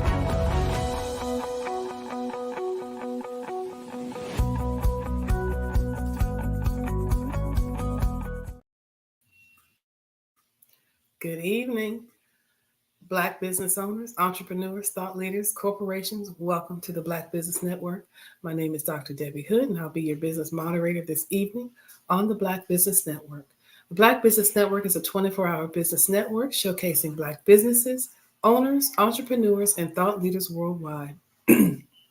We have speakers worldwide, London, Singapore, Africa, Japan, as well as cities from all over the United States. The Black Business Network is a global community sharing its business knowledge to empower, inspire, and educate businesses about business. Our next speaker is Ms. Taria Howard, who hails and who launched her real estate investment company, Exquisite Dreams Properties, in July of 2020. She became a fully licensed real estate agent in January of 2021, which enables her to fulfill her passion for helping people which led her into coaching people in financial literacy later in that same year. Born in Detroit, Michigan, graduated with her bachelor's, continued her education, and after 15 years in the educational field, she decided to pursue her dreams in the real estate industry. So she's still an educator as she's teaching our middle school students. However, she is also serving her passion to as many people as possible, which is to redevelop once forgotten neighborhoods. So welcome, Ms. Howard. I look forward to speaking with you. Hello. I'm so grateful to be here on this Sunday, giving it back to you, Dr. Debbie. I appreciate the reading of that bio was excellent. I appreciate you. I'm just happy to be here. As always glad to spread the word of financial literacy because we all need it. No, absolutely.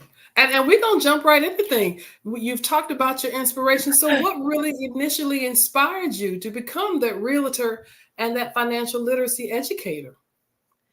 Well, it's because of my own lessons, hard money lessons that I had to learn myself. I was taught to be a spender, and I didn't know how to manage my money well. I messed up my credit countless of times in the past, and it really came to a head when I decided to start my real estate investment company, Exquisite Dreams Properties. I had a 567 credit score. My partner at the time, her credit score was in the 500s. We had these big dreams of starting our business, and we went forth through everything that we thought what we were supposed to do. But we left out the part of, learning how to manage our personal finances. So we did all the classes, we studied, we researched, we did all the things. And we found a deal that we could buy 3 homes for $100,000, 3 bedrooms, 2 bathrooms each. And that is an awesome deal to be able to buy that many homes for $100,000 each, $300,000. So we went out, tried to find funding. And that's when we found out how important our personal finances were, because when we went to all those seminars and the things that we did, they all were saying, oh, you can buy real estate with no money, no credit, no money, no credit. Yeah, you can. But you still have to have some type of skin in the game, especially when you're a new company. So we went to like 12 different lenders. And on the last one, he said that because it was a good deal, he would do it. But we had to come up with 40% of that 300,000.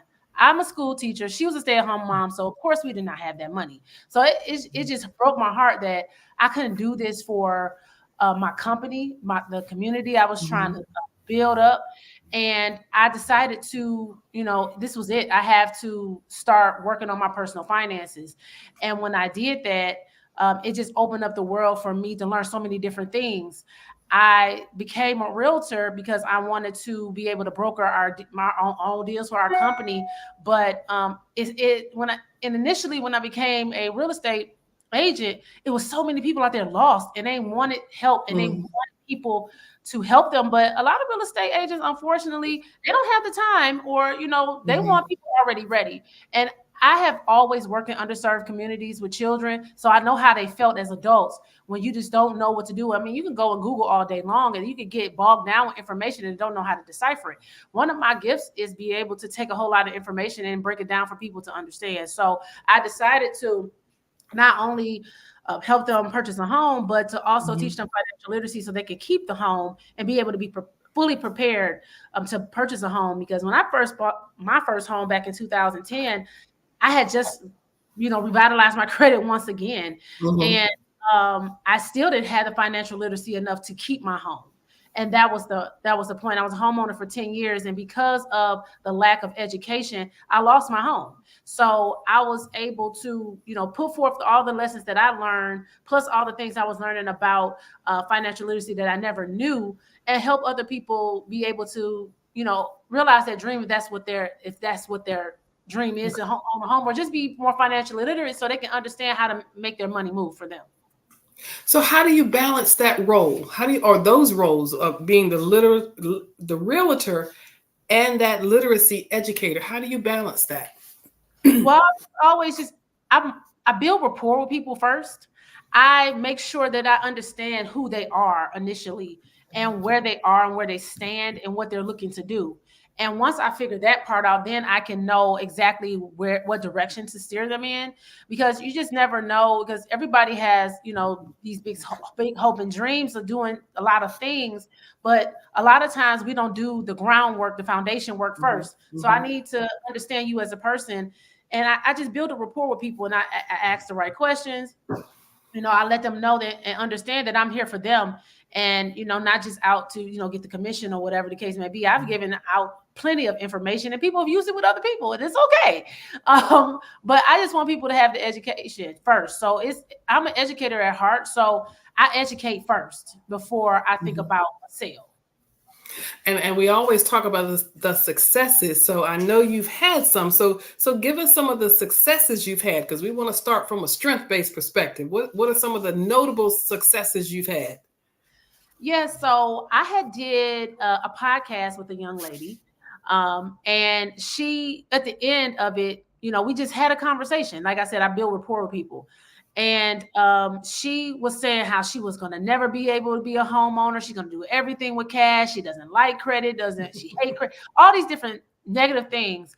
And after having that conversation with her, after I did her podcast, she had a different understanding and a different perspective, and it motivated her. So after that, she ended up, because she didn't have negative items on her credit report, she just didn't have enough credit and had debt. So I had advised her on how to build her credit, and I advised her how to, build it and stack it faster. Within 6 months, she was ready to purchase her home, and she never thought she would ever be able to be a homeowner.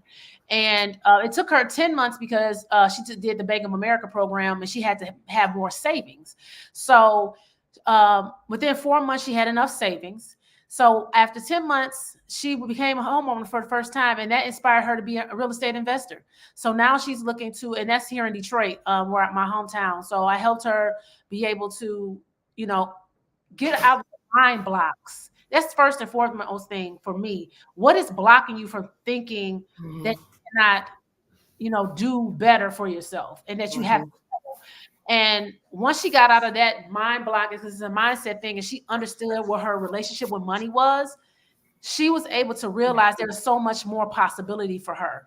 And she became a homeowner, bought her first home. And like I said, she's in March, she'll be a year as a homeowner, and she's looking to, purchase more property now, because it inspired her, because she saw how once she got the education, how easy it was. So I was just so proud of that, because I took somebody that was like, no, negative, to like, oh my God, I can do way more than just be a homeowner. I can be an investor now. So, and that wasn't even my objective. It just, that just spurred it from there. And you just mentioned something, that mind block. So talk to us about, and I definitely see how that is a challenge to get over.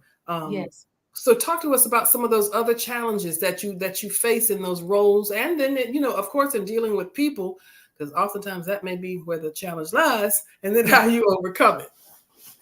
Well, I deal with little challenging people every day. And I'm used to dealing with different personalities. So I always meet people where they are. And my energy always is the opposite of theirs. So if they're negative, I'm always positive anyway. So it's all about the energy that I bring, and bringing it to the level that they can understand that it's achievable, but you're standing in your own way.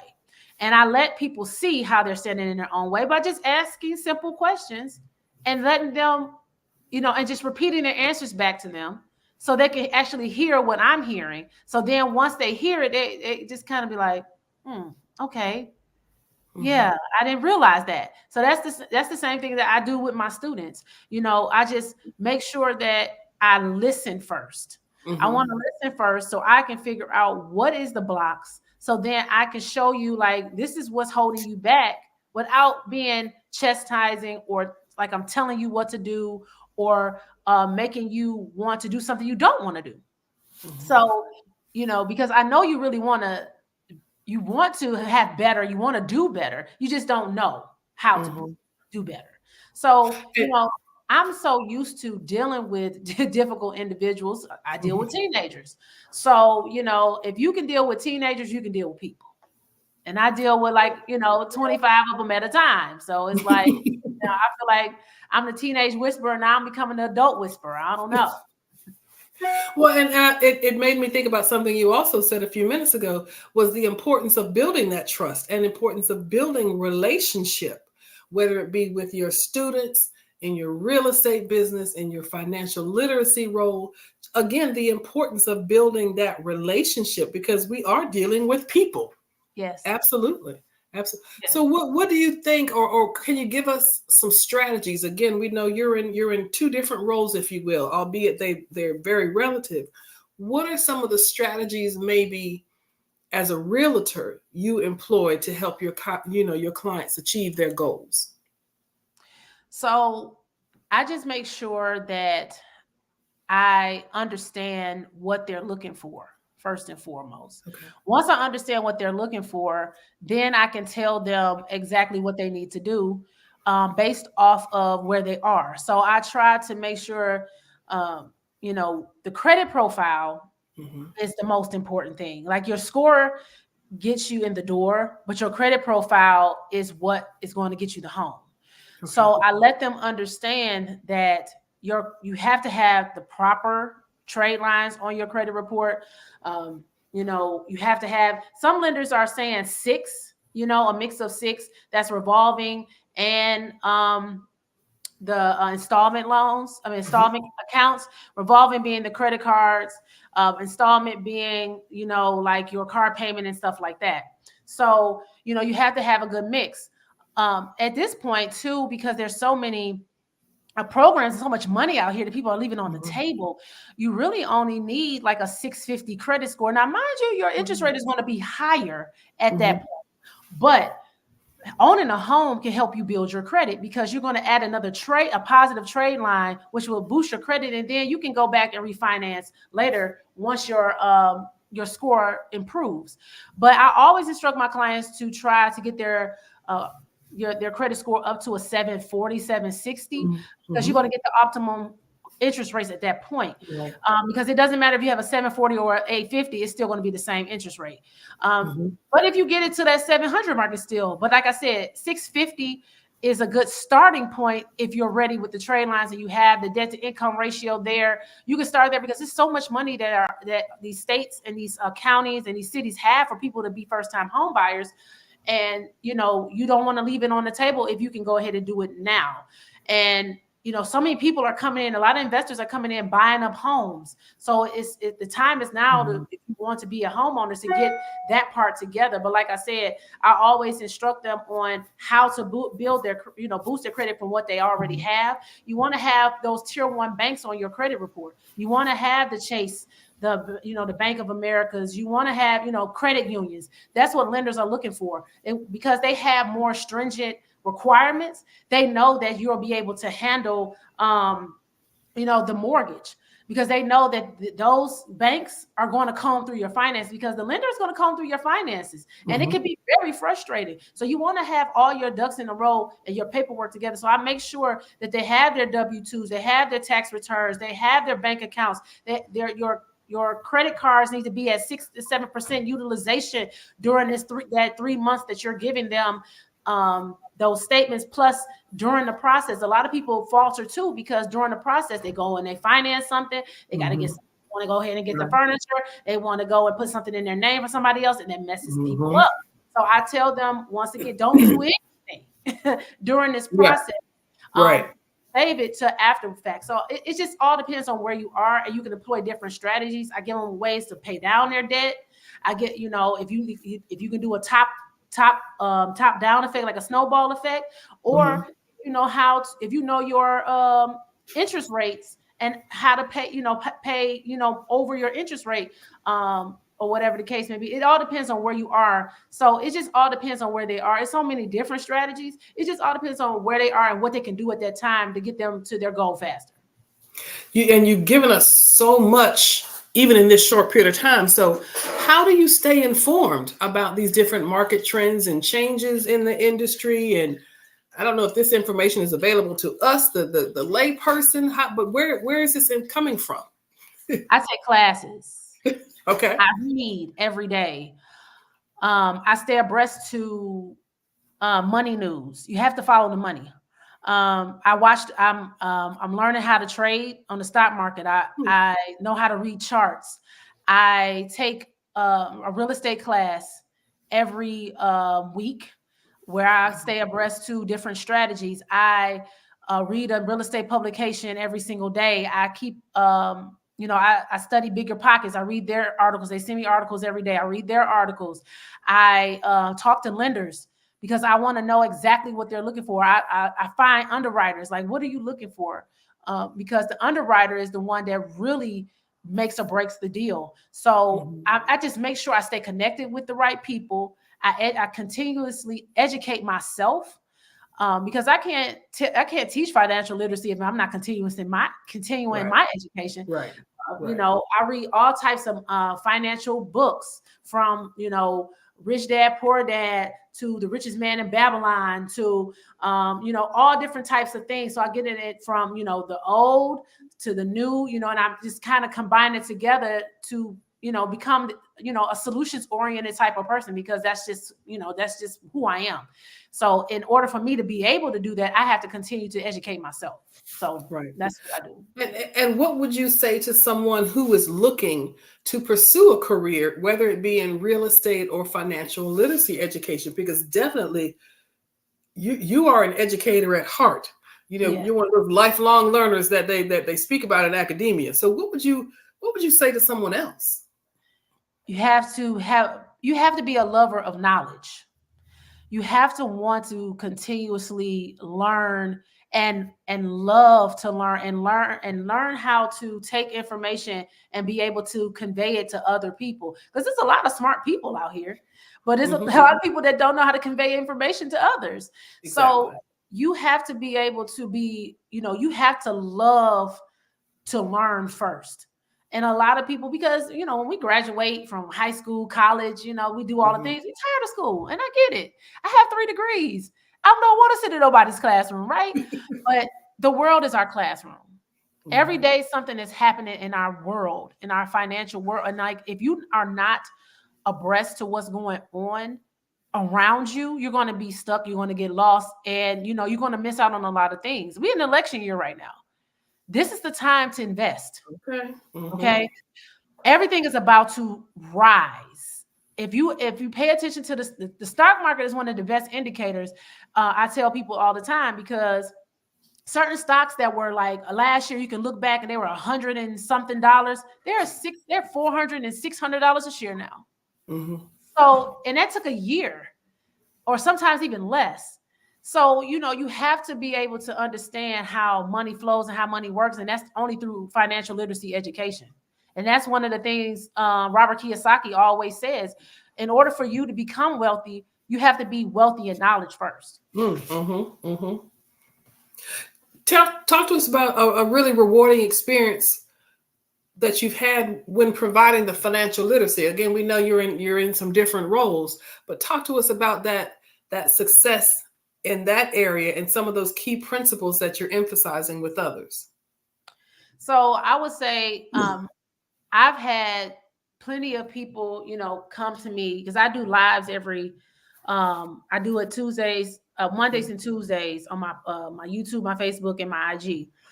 And I used to do it every day, but I just turned it down to like 2 to 3 days a week.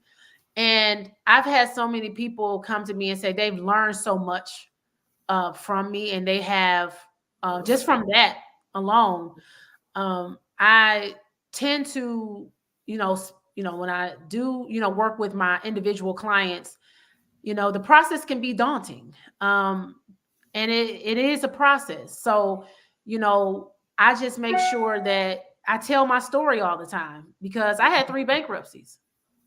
And that motivates them to keep going, because they're like, ooh, 3? Yes. And it took me 16 months to, really clear up my credit, and that was like the last and final straw. Like, I'm not doing this anymore. So, I've had people come to me and said, I'm ready now because of the things that you've taught me, because of the services that you have provided. Some people have, became homeowners within the last, because I've been doing the financial literacy education now for 3 years. It'll be 3 years in March. I've had people come to me and say, hey, I'm ready to buy my first home now because of the things that you taught me, the things that you, the program in which, they were in.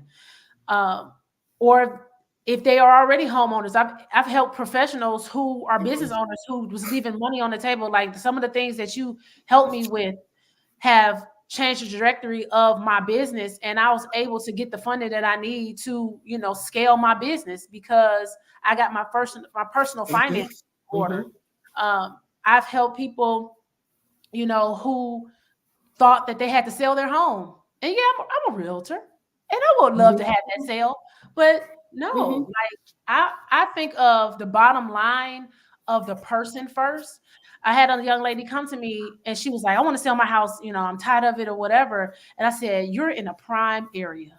And your property value is about to skyrocket, because anytime they put a landmark, they put a new municipal building, new community center, new skate park. That was the first thing. Anytime they put any type of new government city type of landmark in your community, it's about to be a change. Then they turn around and put a Chick-fil-A there. Chick-fil-A is about real estate. Okay. They do not put their business anywhere that is not going to be profitable for them, safe for their customers. I should say safe for their customers first and profitable for them.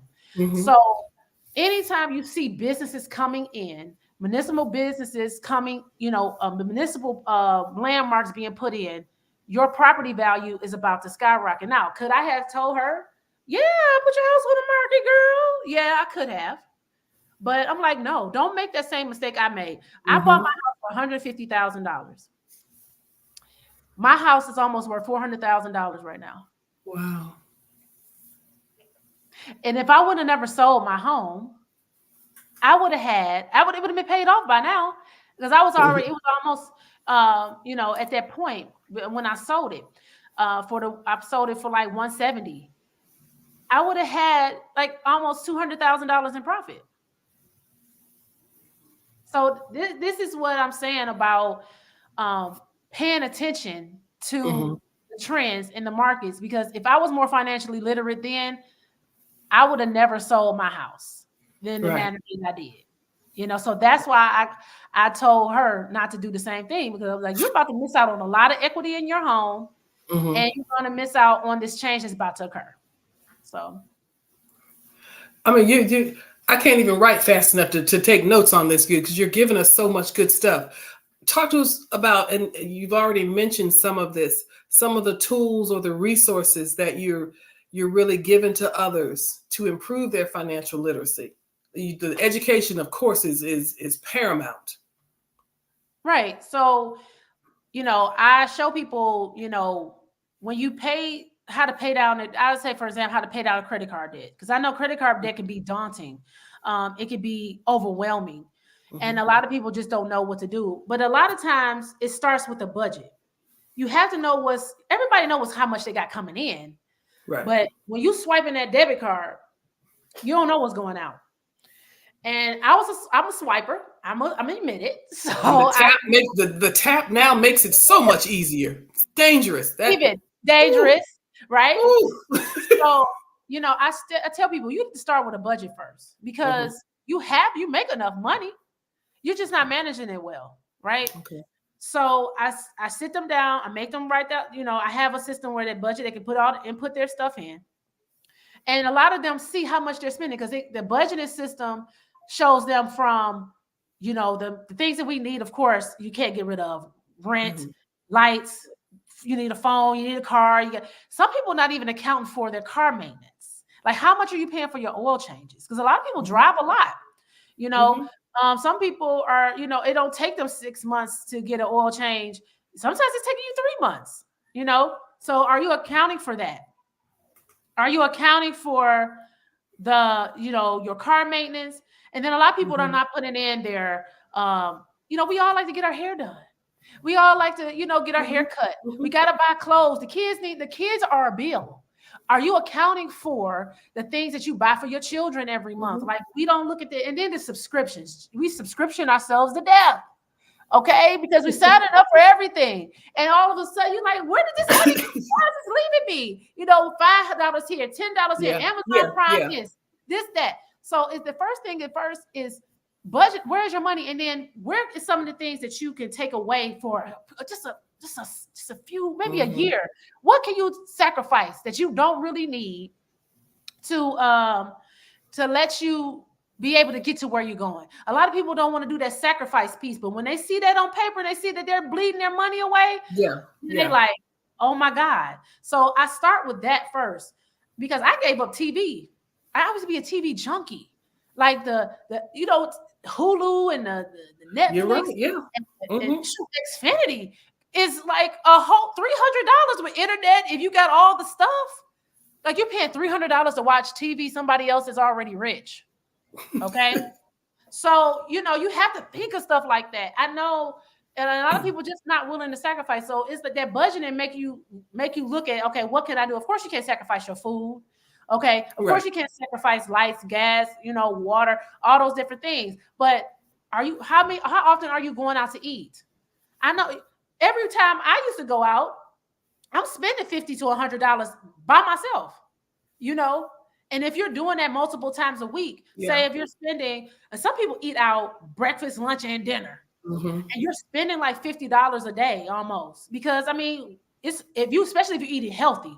Because I mean, if you're not getting a $5 box, or if they got any of those, I don't eat that stuff, so I don't know. But like, do they still got like $5 meals? I don't even know. But that's like the worst thing to eat. But if you want to eat healthy, you're spending $15 to $20 each meal, right? So you have to look at those type of things. Like, what can I do to cut back on, and, you know, what can I change in my schedule to be able to make these sacrifices? So once you figure out where you can cut back, then you can allocate that money to pay down your credit card debt, right? So I tell people, you always go with the one that's the highest interest, okay, or the highest balance. And then usually they both match. It's either it has the highest balance and the highest interest.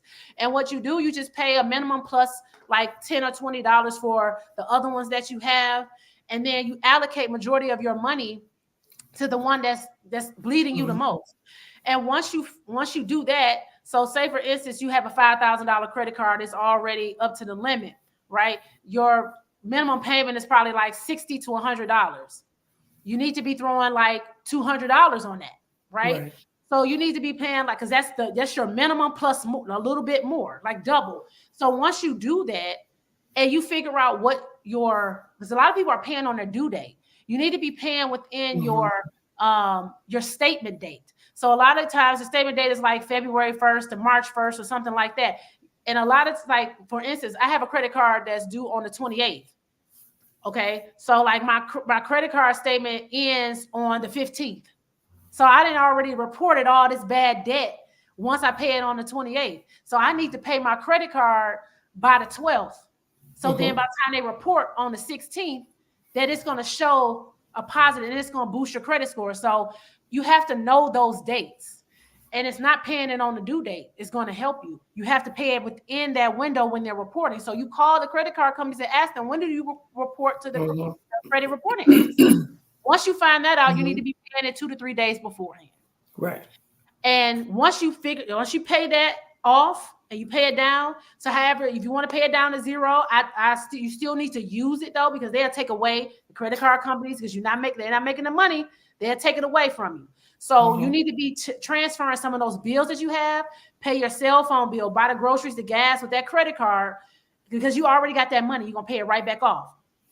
Use your credit cards like your debit card, pay them, and you eliminating the bill. So then you take that money that you didn't pay it off, and you just trickle it down to the next one.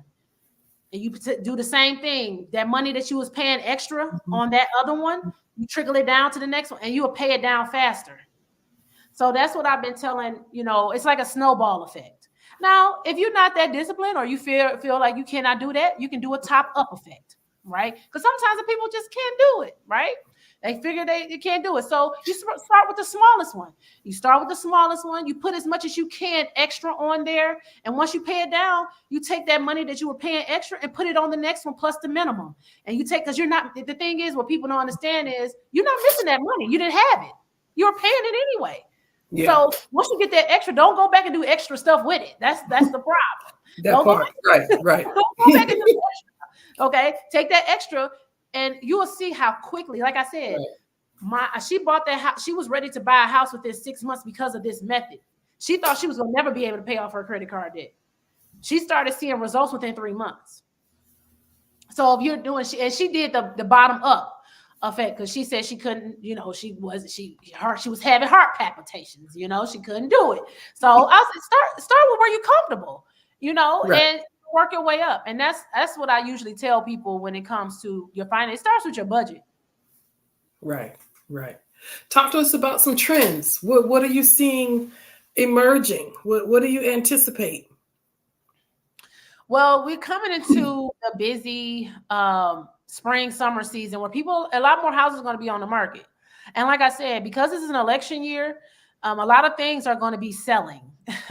A lot of people are going to be buying, and you want to be a buyer in this market because of the fact that anytime there's an election year, everything is cheaper for a sense, because they want to get it elected. Right? They want the interest rates to go down. They want people to be able to afford things because they want to be able to say that, hey, I'm doing this for you, so now you got to vote for me. So this is one of the best times to be able to go out here, and if you want to be a home buyer, they have so many incentives. The money is being sitting, and it's so many, so many local institutions that had this money for you to be able to buy. So they're predicting that the interest rates are going to go down, not to the pandemic levels, people. I'm sorry. Right. Not going to be no zeros, no twos.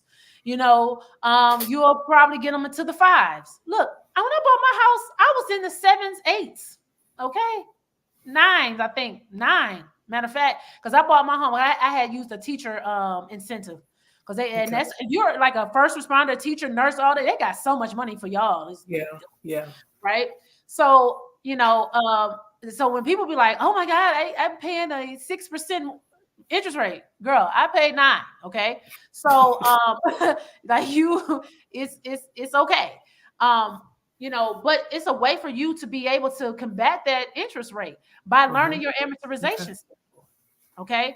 Like all you do is once you get that amortization schedule, you pay the extra principal payment onto your mortgage, and you're eliminating a line, and you're eliminating years off your mortgage. So it's so many things that you can do to combat that. And there's so many incentives out here. People are doing the interest rate buybacks because they need people to buy homes.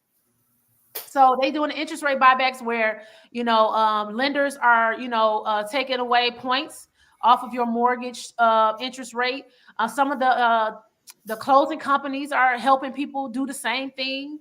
It just all depends on where you are in your area. I mean, you just have to know what's out there for you in your area, because it's different in every state and every city. But it's so many opportunities that people are missing out on because they just think that they're listening to all the fear mongering. Because they want you to be fear from buying a house. They want you to be feared from, using real estate to build wealth, because, that's how they're doing it. Real estate is one of the best ways to build wealth. And you can make your primary home an asset once you figure out how to, play the game. So it just all depends. Like I said, you have to follow the money. Like the stock market was doing real bad, not that good last year. Its ticket is trending up. Anytime the stock market is trending up, that means that a lot of money is flowing back into the economy. So a lot of money flowing back into the economy is a lot of people about to be buying a lot of things.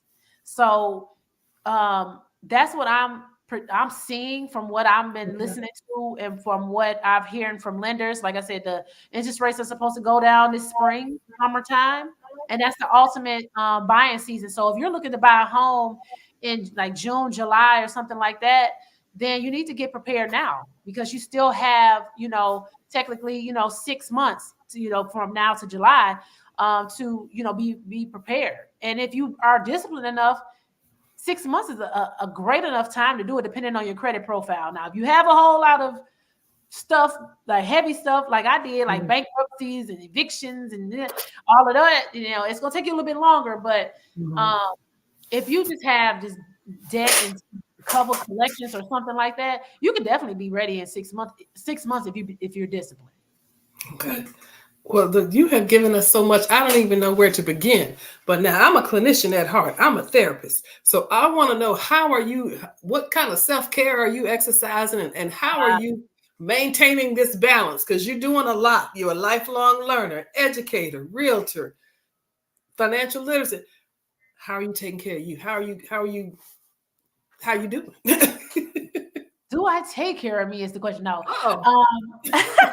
No, I always try to make sure I pray every day. I set aside some alone time and I talk to God first and foremost. I always choose joy every single day, regardless of what's going on around me. People say that about me. A lot of people have said that, like, and that really know me, like, you've gone through a lot in these last couple of years, but people don't never see you sweat. Because the thing is, there's no point of me having a pity party when I have things to do. I will go ahead and just have that pity for about 10 minutes, cry it out for a minute. Okay. And then I'm moving on. So I just make sure I just cleanse my soul every single day.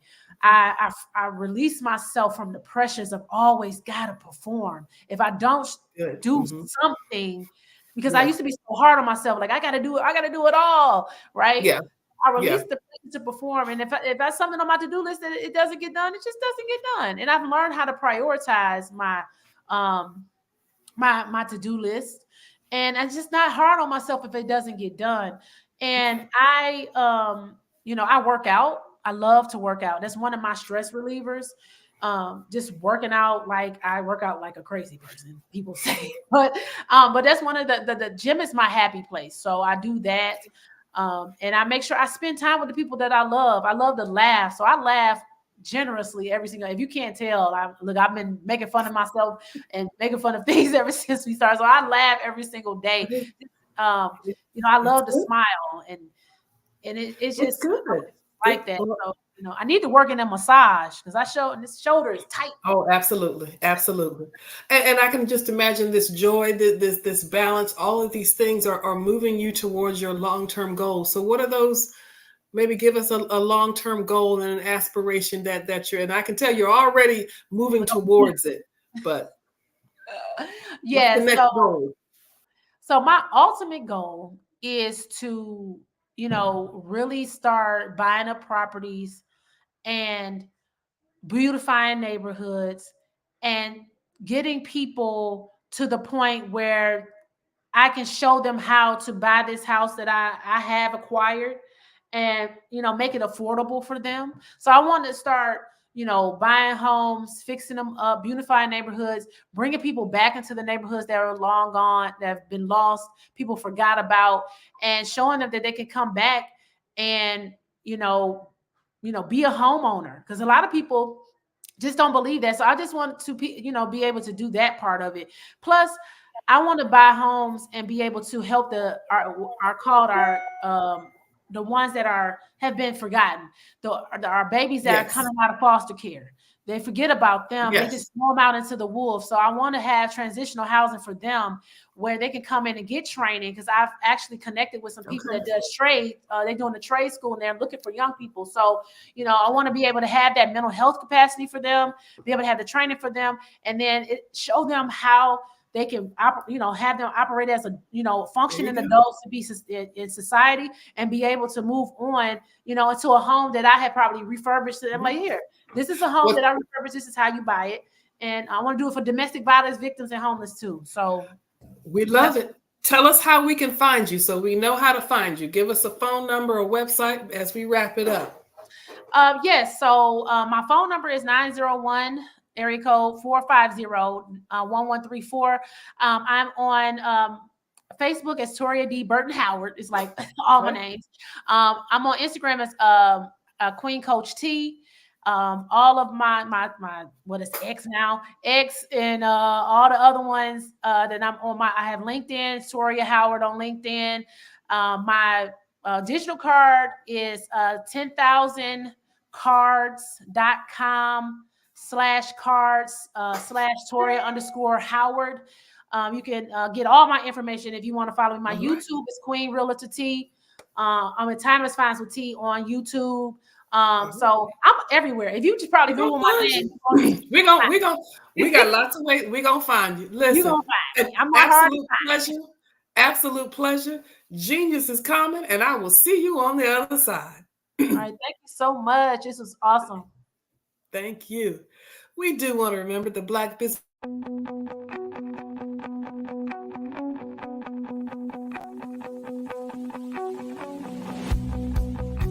I am Black business.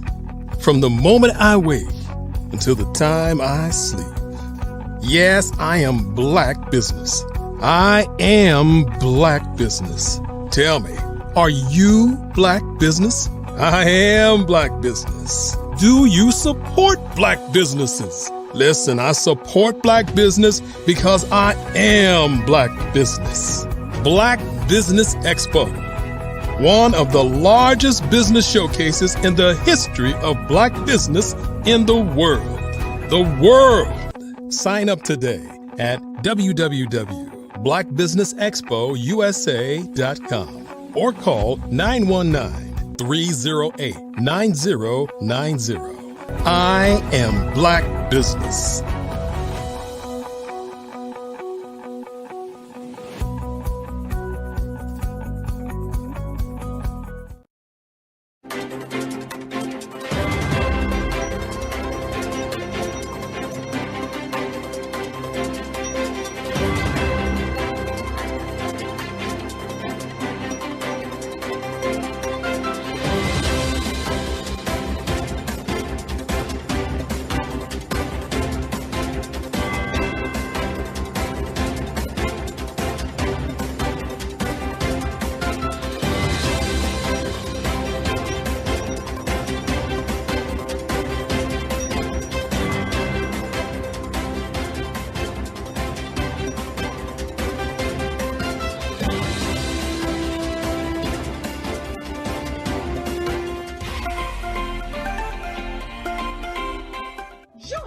Dr. Eric Kelly III and a host of phenomenal speakers from all around the globe for this 7-day virtual event that you don't want to miss. The mission of the Black Business Expo is to raise scholarship money from kids all the way from high school, all the way from college. The Black Business Olympics is one of the largest Black business showcases in the world. It is an opportunity for businesses and companies to showcase their businesses globally. We are going to be giving away laptops up to $5,000 away to students. Again, I'm Olivia Appleberry, the founder of 2 Cents Finance and one of the speakers for the expo. I am so excited to see you there. For more info, go to www.blackbusinessexpousa.com or call 919-308-9090 and hope to see you there. I am Black business. From the moment I wake until the time I sleep. Yes, I am Black business. I am Black business. Tell me, are you Black business? I am Black business. Do you support Black businesses? Listen, I support Black business because I am Black business. Black Business Expo, one of the largest business showcases in the history of Black business in the world. The world!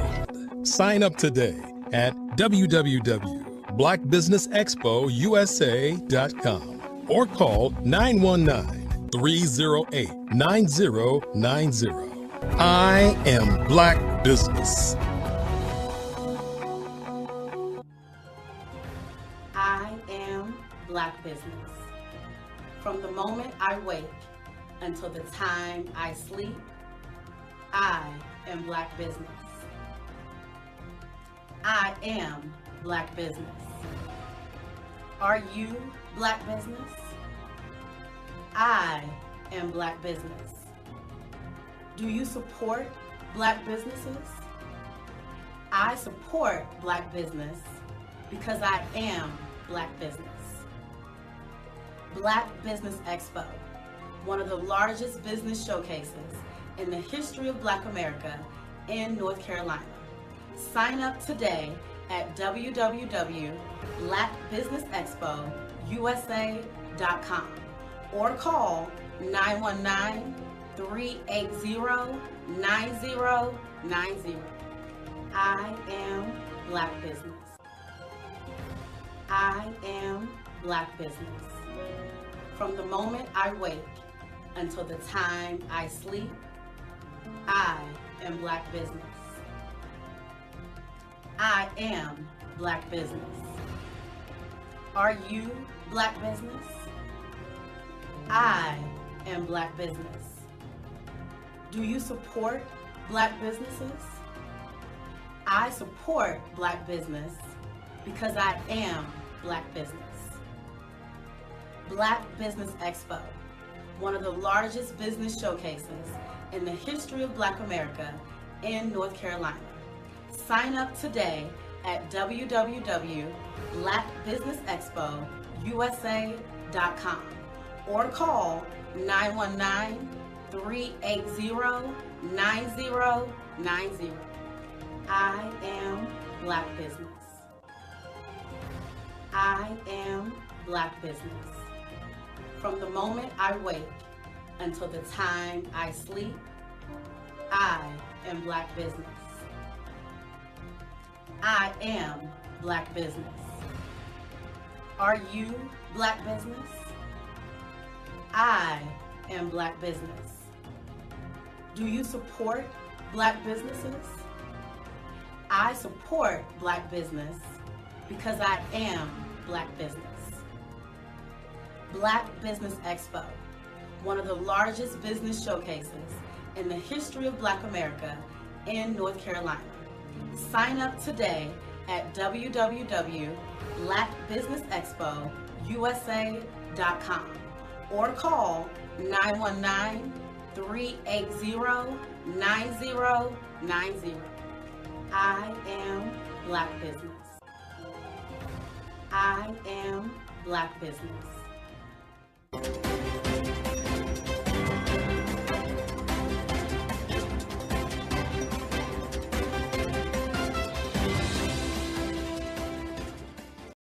I am from Washington, D.C., but I was raised in Durham, North Carolina.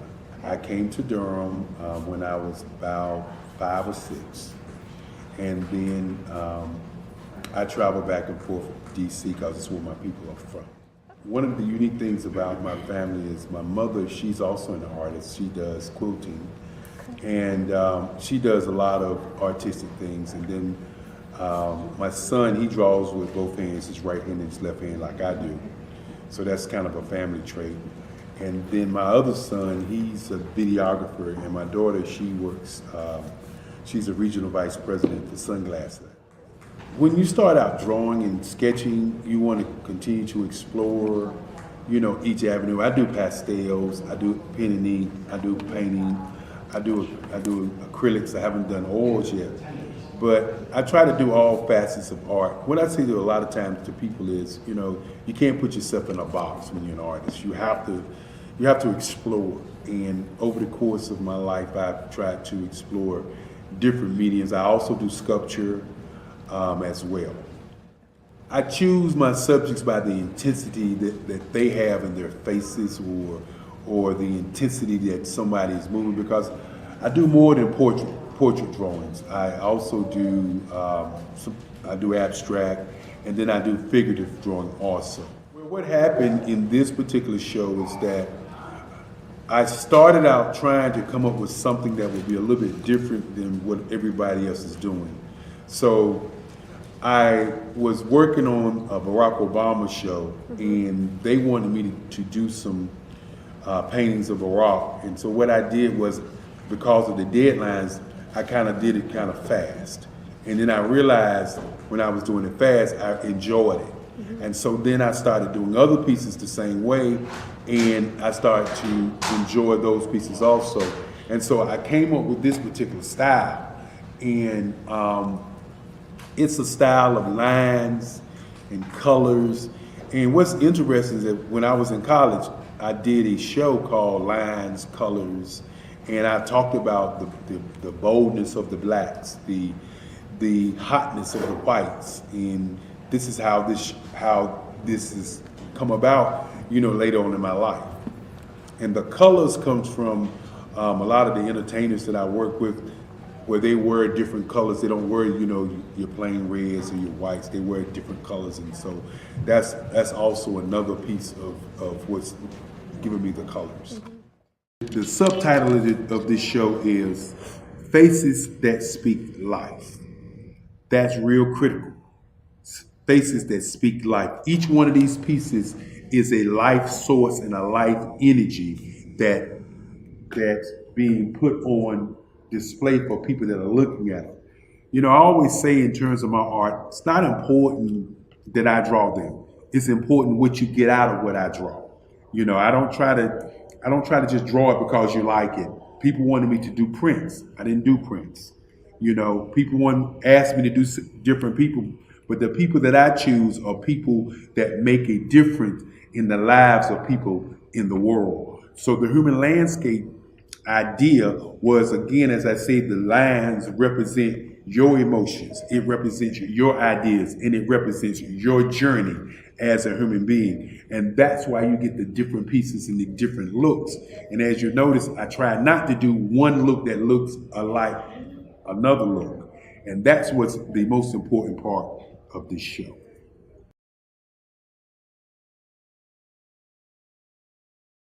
Artist to me is a creative expression of something from nothing. It explodes onto the canvas, or it explodes on in my work.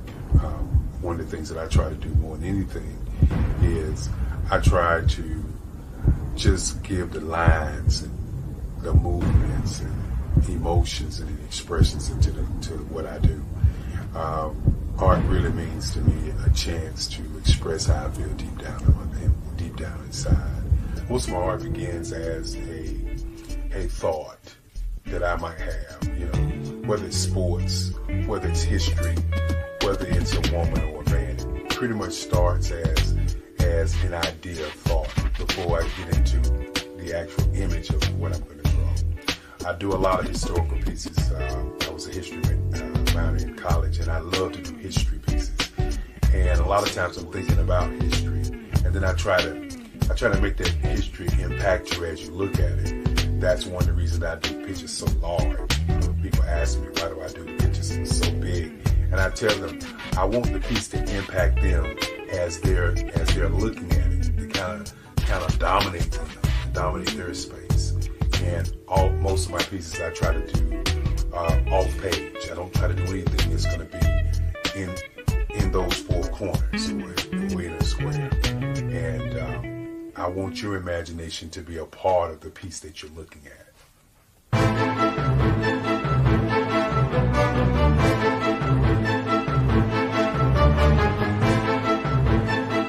Hello, I am Dr. Eric Kelly III, the visionary strategist and founder of the Black Business Olympics. I invite you to showcase your Black-owned businesses on the Black Business Network global stage. The Black Business Olympics is a global Black Business Network platform that propels Black-owned businesses into the international spotlight. By showcasing your business on the Black Business Olympics platform, you can reach a worldwide audience of potential customers, partners, and investors. You can also establish yourself as a thought leader, an expert in your field, attract lucrative partnerships, and more speaking engagements. In addition, the Black Business Olympics platform provides a valuable opportunity to connect and collaborate with like-minded entrepreneurs and business professionals from around the world. This can lead to new business opportunities, ideas, and relationships. Finally, by sharing your story and expertise on the Black Business Olympics platform, you can inspire and empower others. This is a powerful way to make a positive impact on the world and leave a lasting legacy. If you are a Black-owned business owner, I encourage you to seize the opportunity to showcase your business on the Black Business Olympics platform. It is a once-in-a-lifetime opportunity to make an indelible mark on the world. Be one of the 1,000 visionary entrepreneurs who are changing students' lives, shaping industries, and leaving an unforgettable legacy for their families. Unleash your voice on our global stage and watch your business thrive. Black Business Olympics is one of the largest Black business showcases in the history of Black business in the world. Yes, the entire world. Just give me a call today at 919-308-9090.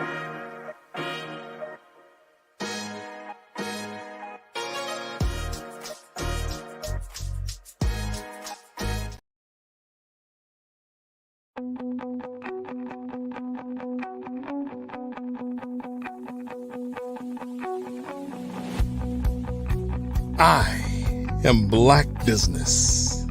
From the moment I wake until the time I sleep. Yes, I am Black business.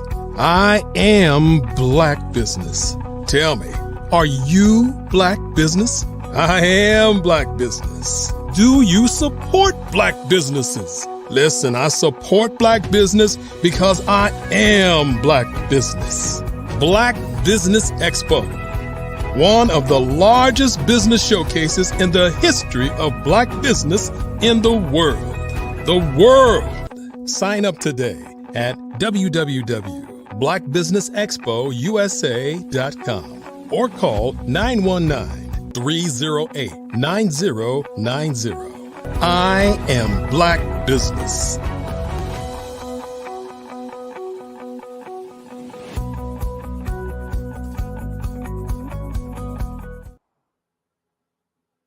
Good evening, business owners, entrepreneurs, thought leaders, and corporations. Welcome to the Black Business Network. My name is Sidney Wormsby. I'm the founder and owner of Uertis A. Decus LLC. That is a business growth and improvement firm that focuses on the concept of small change to big things to help business owners double their profits in less than 12 months. I am your business moderator for this evening on the Black Business Network. The Black Business Network is a 24-hour business network showcasing Black businesses, business owners, entrepreneurs, and thought leaders worldwide.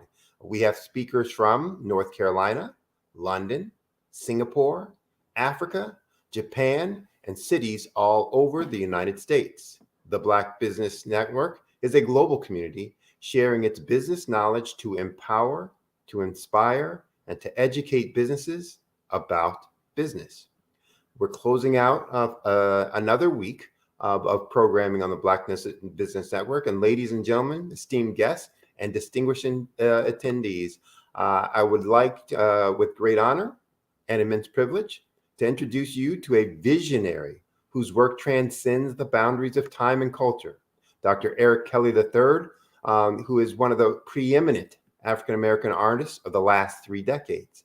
Dr. Kelly has not only carved a niche in the world of art, but has also been a beacon of inspiration and change. Dr. Kelly's journey in the arts is a testament to the power of creativity and resilience. His work, a harmonious blend of the abstract and the expressionist, invites us to explore the depths of human experience and the complexities of our society.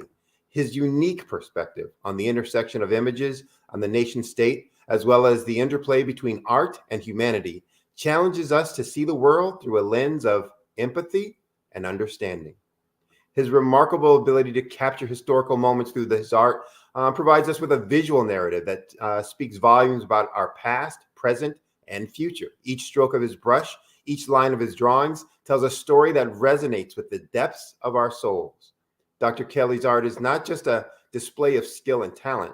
It's a conversation with history, a dialogue with our collective consciousness.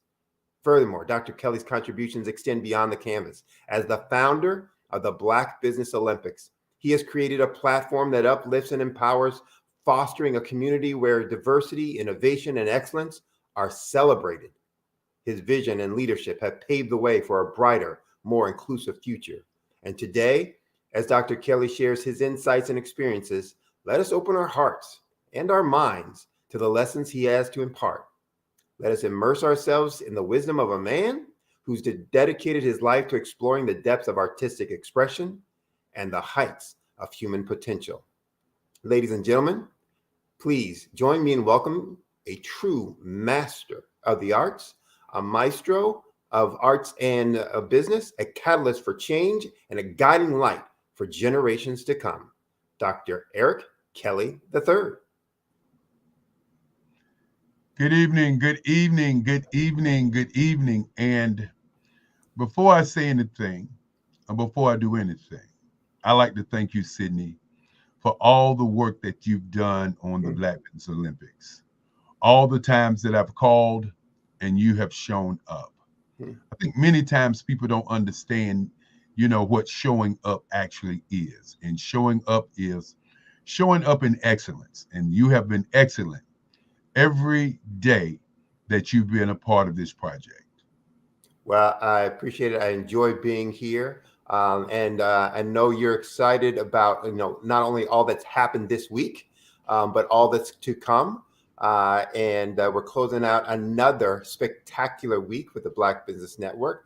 A ton of workshops, seminars, talks, exchange, chats, where hopefully folks have found tons of interesting ideas and concepts, as well as things that are will help them kind of expand their business and grow their business in all kinds of ways, shapes, and forms. And that's a testament to you and what you put together here. So I am going to get out of your way, let you do your thing, and close out the week. But as we say, genius is common. I'll see you on the other side. Thank you so very much, Sydney. The word thank you is a powerful word, a word that's not used enough of. Well, I like to say to all of the speakers, all of the audience, all of the moderators, all of the behind the scenes individuals who have made this vision a reality. I'd like to say thank you. The reason I want to say thank you first is because thank you is what I mean. Thank you is how I feel. And thank you is why I do it. The Black Business Olympics has been a journey, a movement that's moved across the globe with speakers from all parts of the world, not just in North Carolina, not just in North America, not just in Australia, Europe, or South America, but in Africa. Now, before I begin to talk about or present my topic for this evening, today is Black Business and Innovation. And I want you to begin to think about that before I begin my presentation. Black Business and Innovation. And for those of you who are tuned in right now, and this is your first time tuning in, and you're catching the last hour of the broadcast, I want you to understand or know that we've transformed the last 7 days into a university of Black businesses globally. Monday, we embarked on inspiration, empowerment, and education. On Tuesday, advertising, public relations, marketing, sales, merchandising. Wednesday, Black business and social media.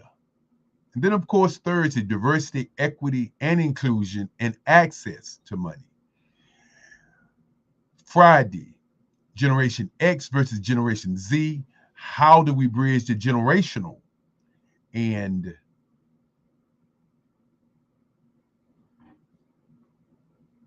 divide?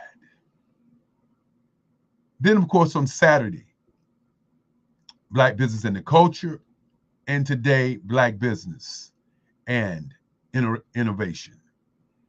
7 days, over 145 speakers speaking about Black business.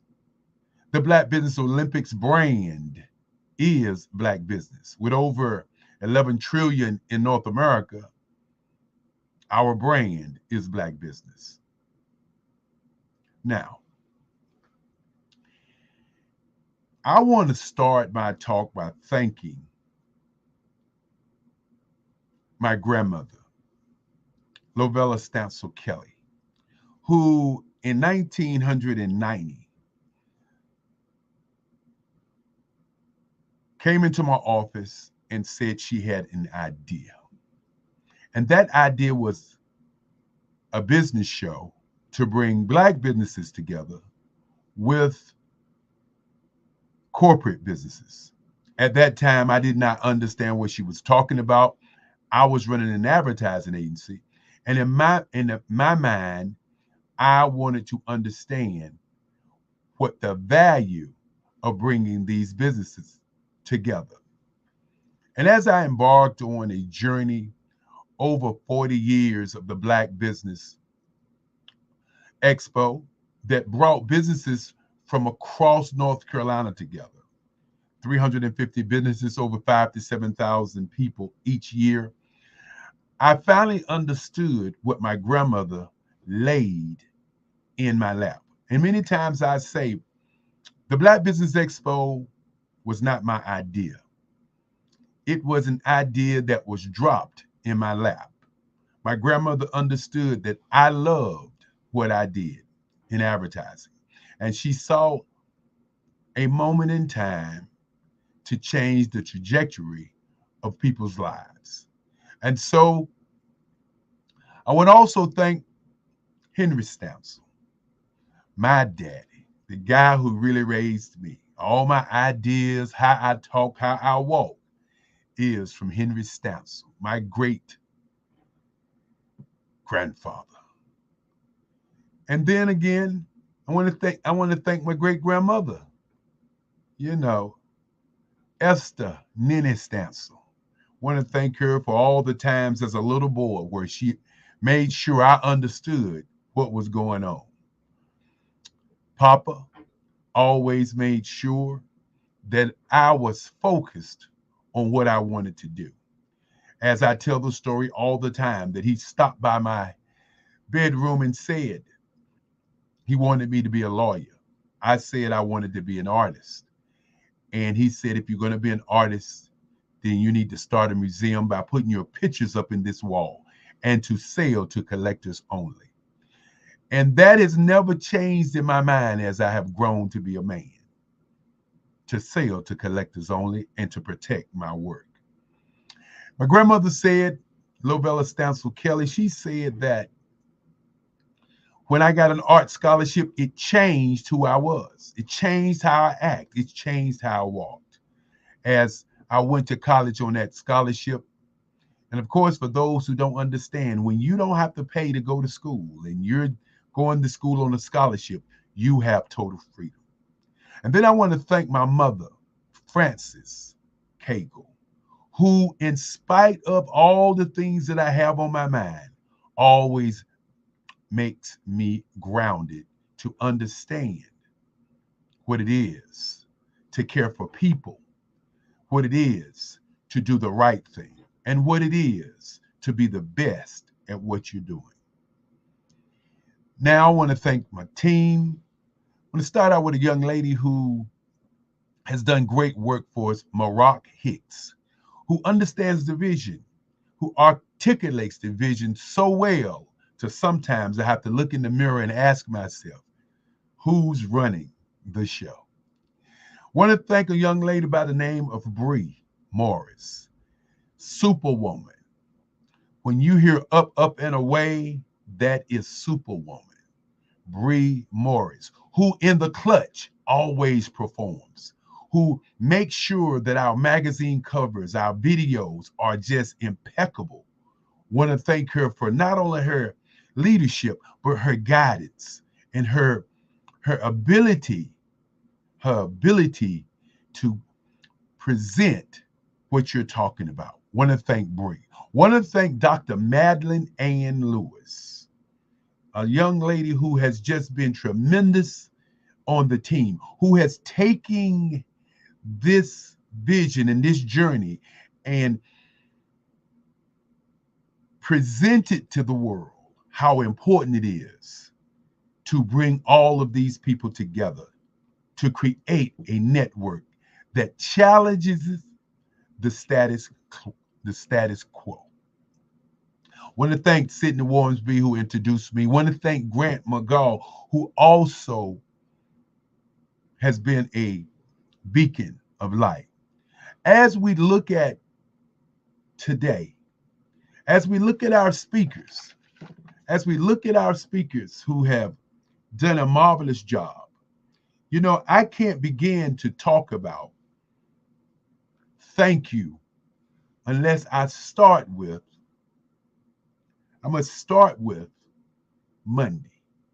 And some people say, well, Dr. Kelly, you know, each time that you do this, you take a moment to thank the people who spoke.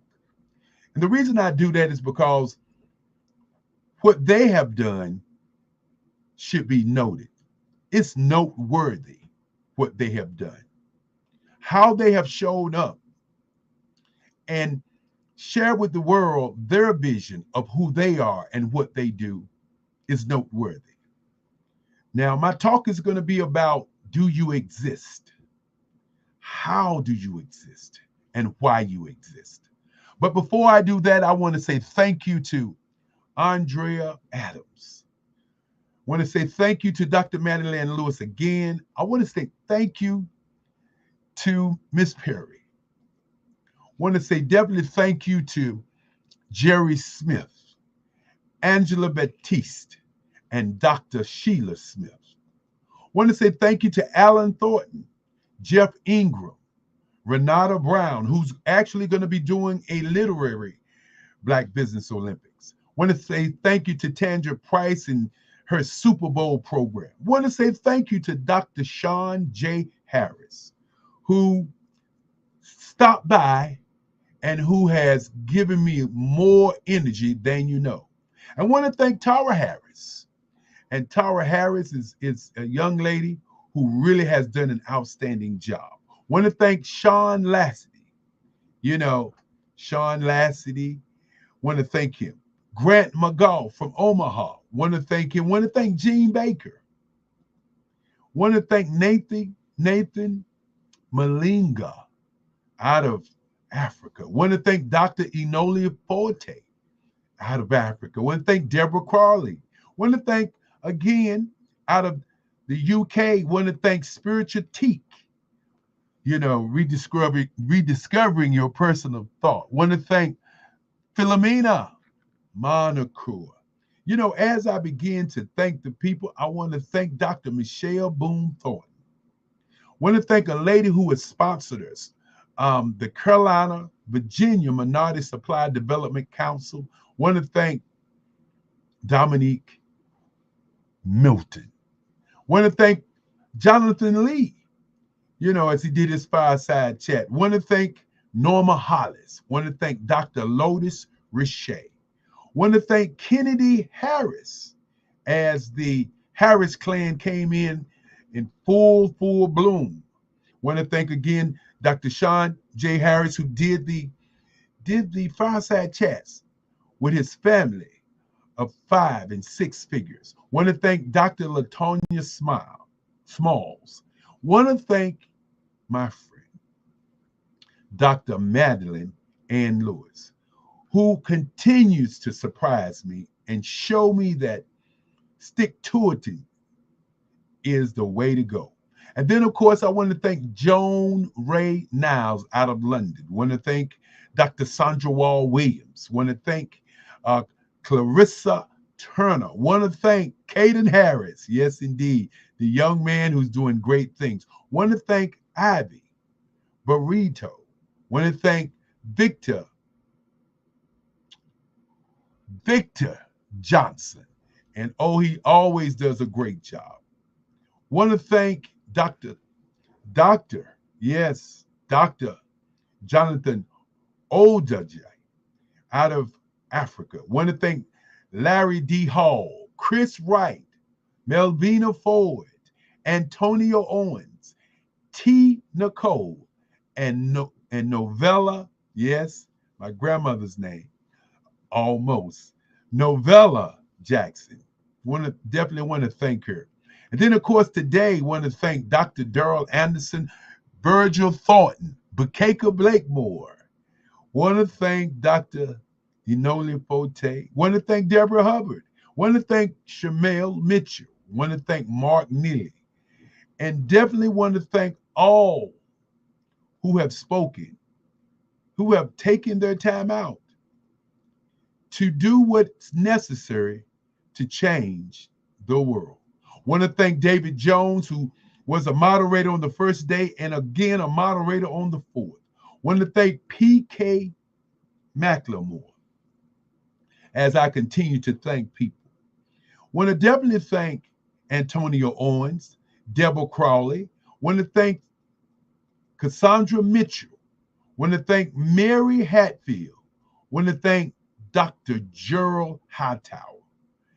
Want to thank Marak Hicks, Anita Arnold, Andre Ward, Renika Watson, Dr. Barbara Wright. Want to thank LaShawn Power.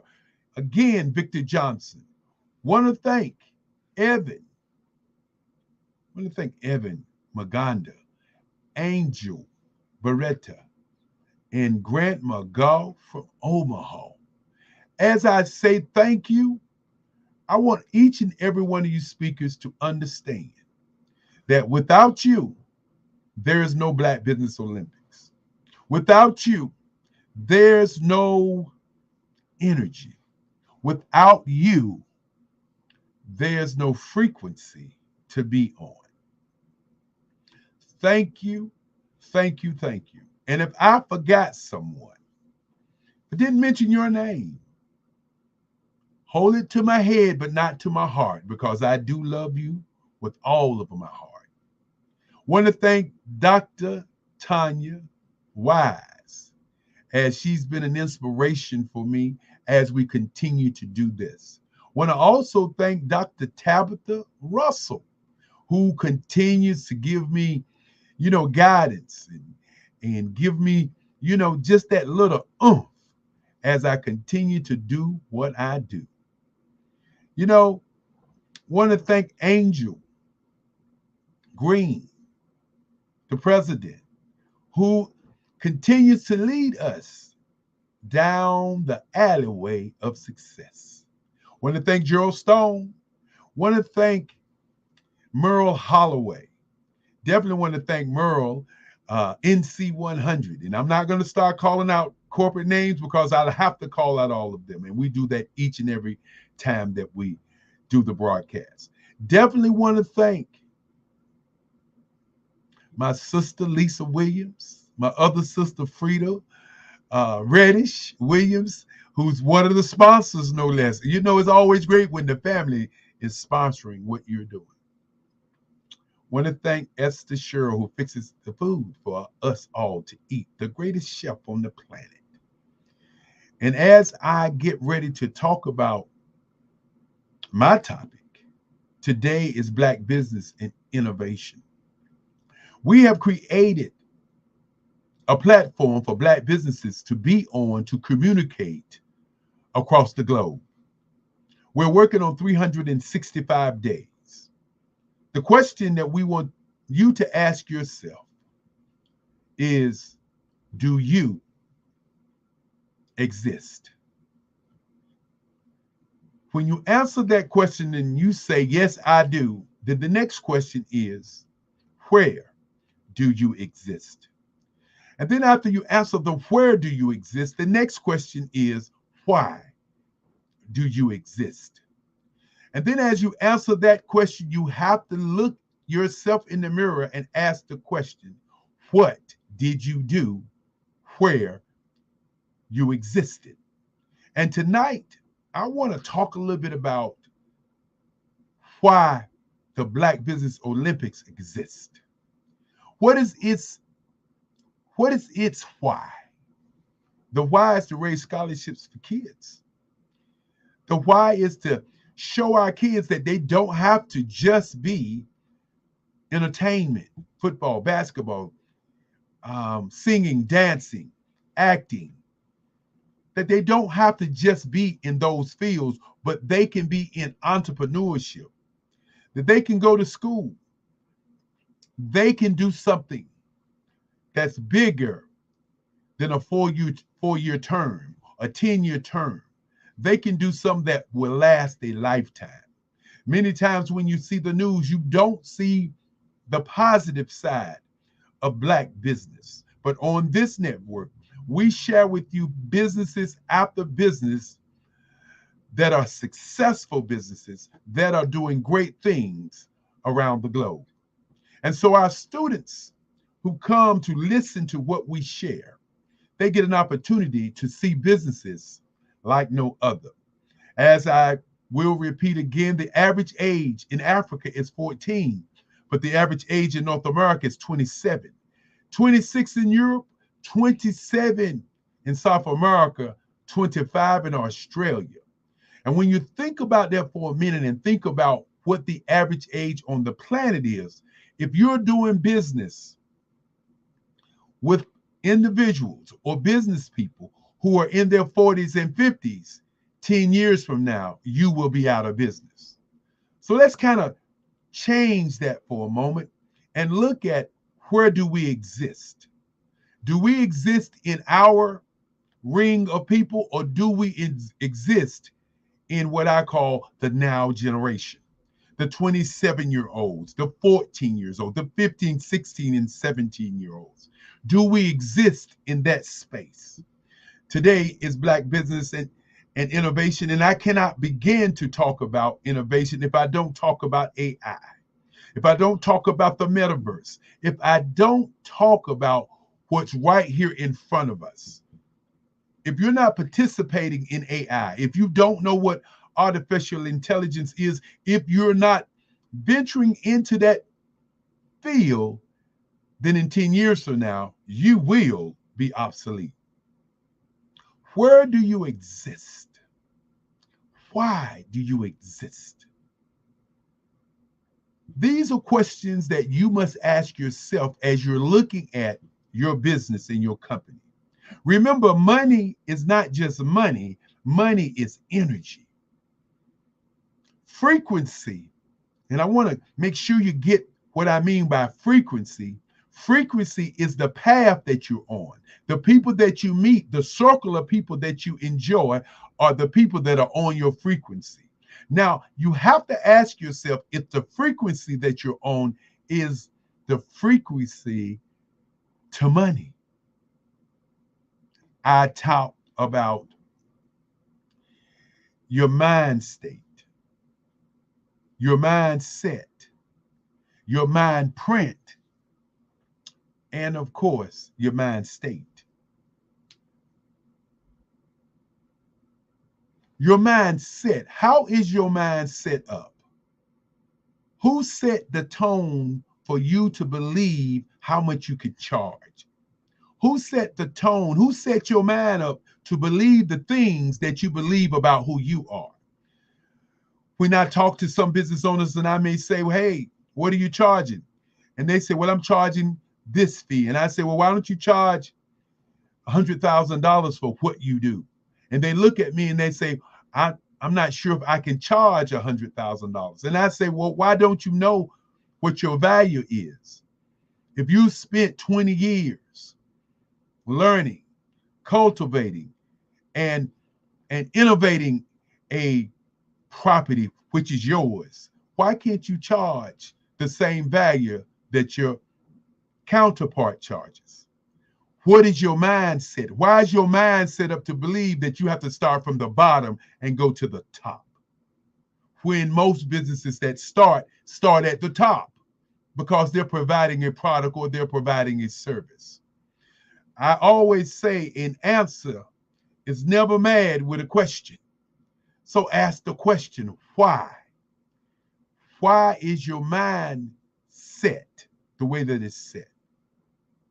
And for those of you who are in business and you're not earning what you believe you should earn, then what we must do is a mind shift.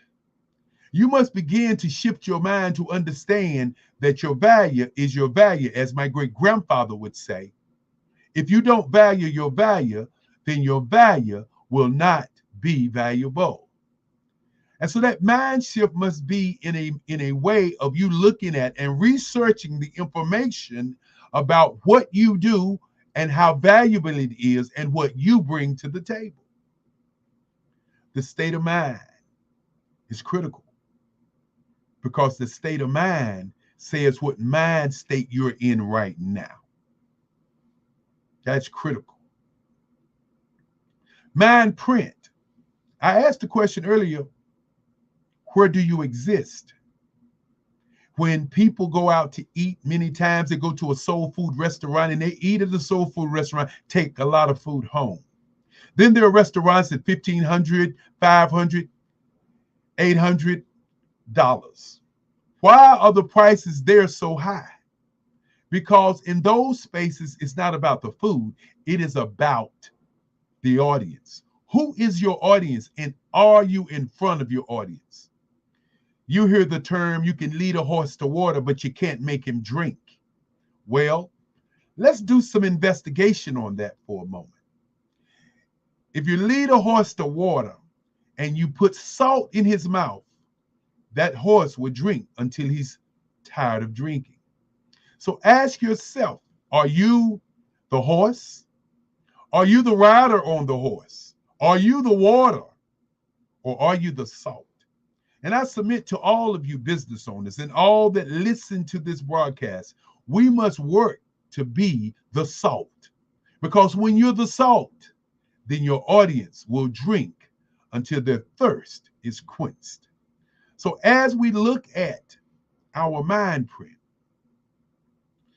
you have to understand that there are 5 different spaces there on your mind print.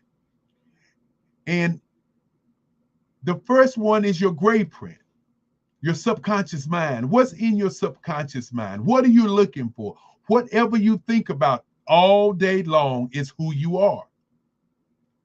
Your subconscious mind will find where you are, will find what you need.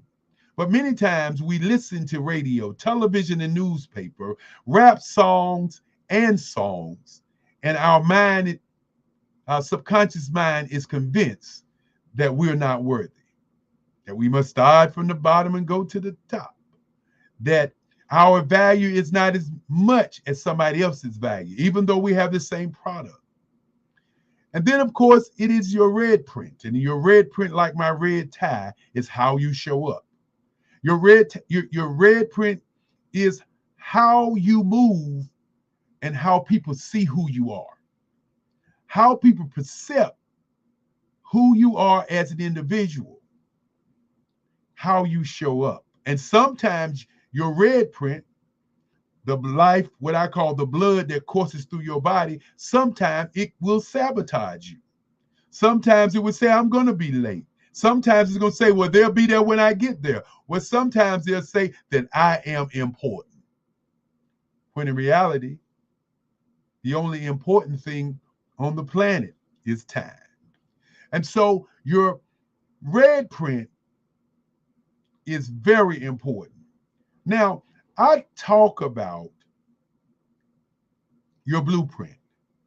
What is your blueprint? Not just for your business, but for your life. Who are you like?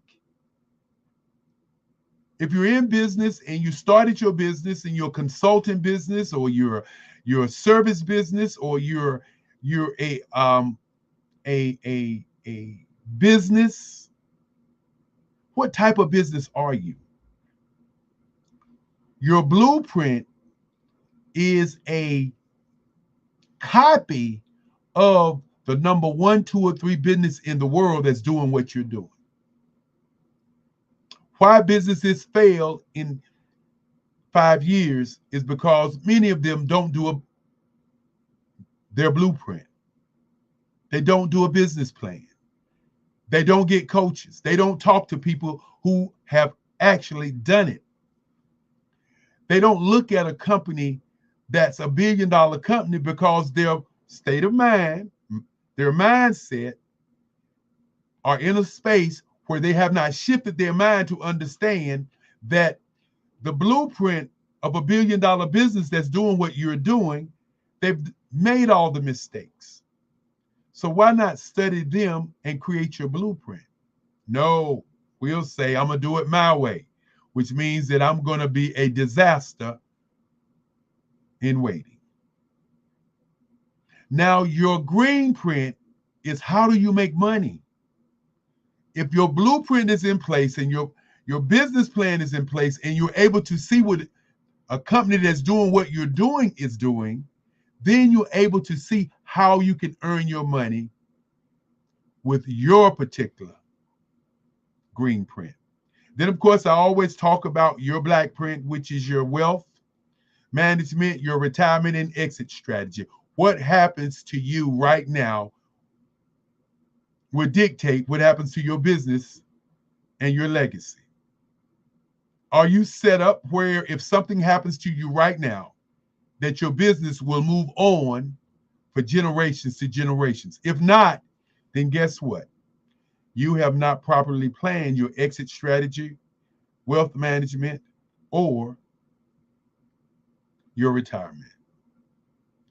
And last but not least, I want you to think about, when I ask the question, do you exist? What is your time print? What is your time print? What are you going to leave when you leave? What will the world say about you when you leave this planet? What is your time print? I want you to think about that this evening as you look at what we've done all week.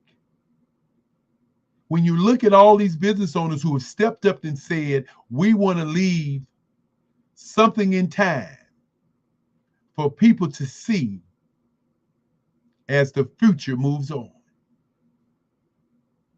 What is your time print? Where do you exist? Our brand is Black business. And for those of you who don't understand it, I'll make it very, very clear to you. There are 1.2 billion people in Africa.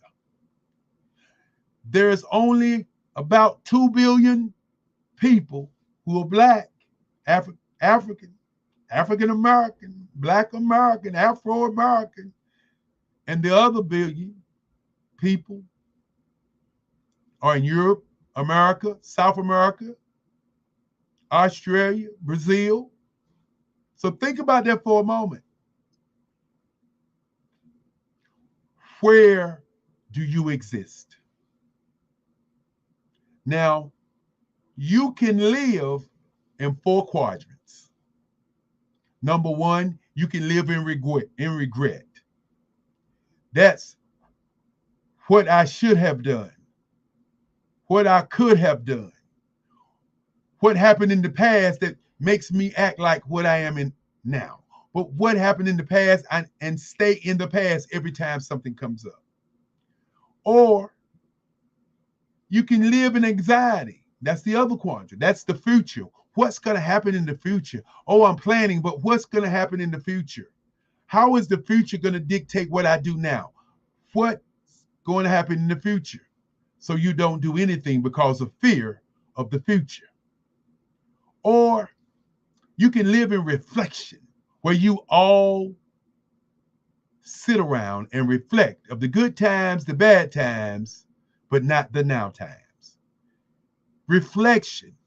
Reflection is a beautiful place because you can go into reflection to see regret and see the future.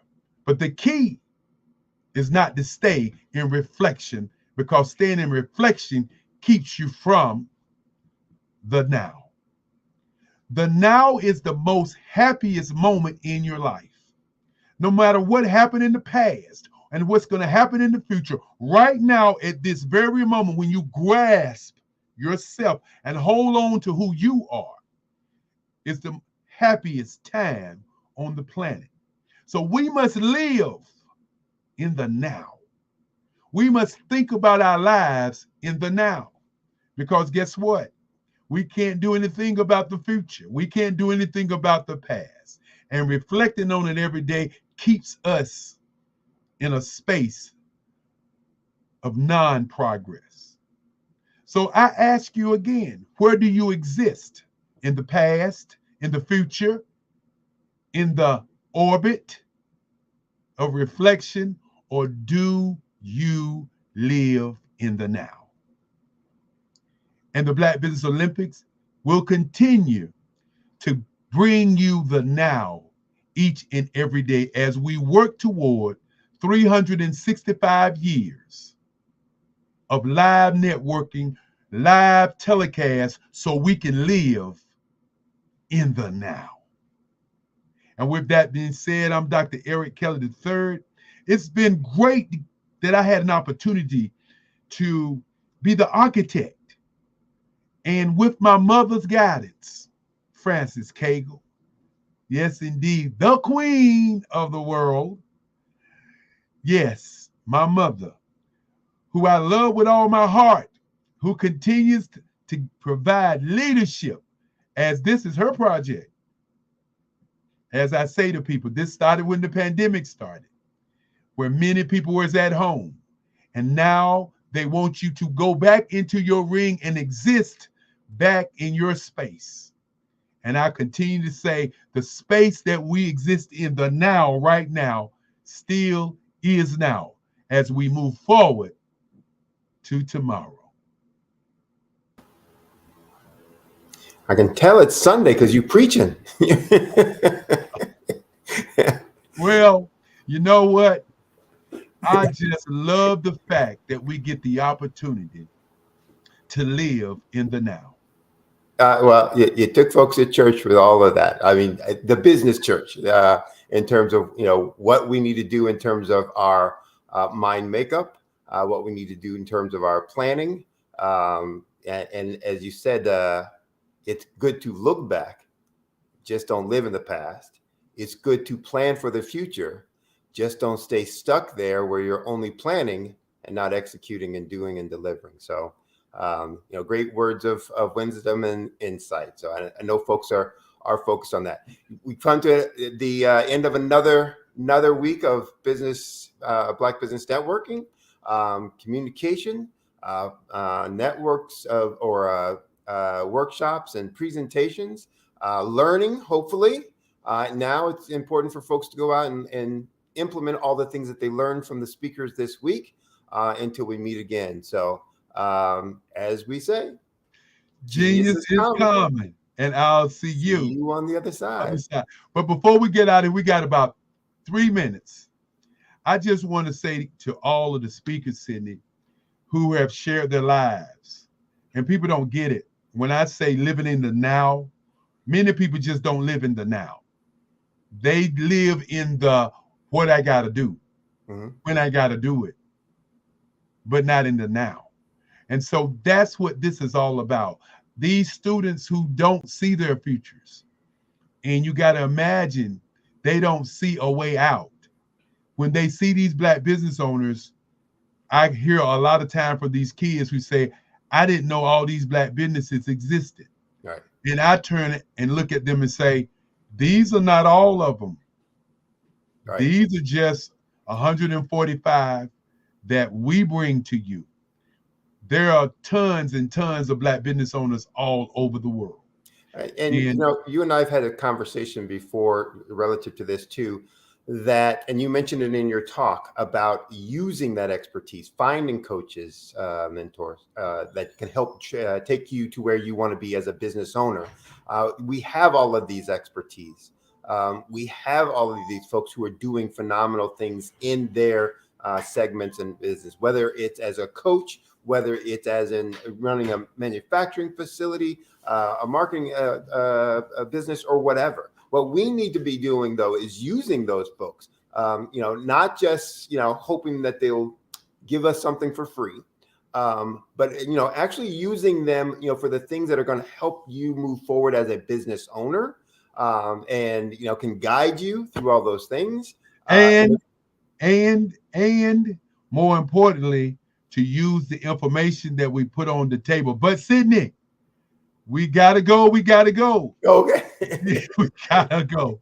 And me and you could be here all night, just like every speaker who has given us greatness. Right. Thank you again. And as we say, genius is common. Give it to me, Sydney. I'll see you on the other side. Hello, I am Dr. Eric Kelly III, the visionary strategist and founder of the Black Business Olympics. I invite you to showcase your Black-owned businesses on the Black Business Network global stage. The Black Business Olympics is a global Black Business Network platform that propels Black-owned businesses into the international spotlight. By showcasing your business on the Black Business Olympics platform, you can reach a worldwide audience of potential customers, partners, and investors. You can also establish yourself as a thought leader, an expert in your field, attract lucrative partnerships, and more speaking engagements. In addition, the Black Business Olympics platform provides a valuable opportunity to connect and collaborate with like-minded entrepreneurs and business professionals from around the world.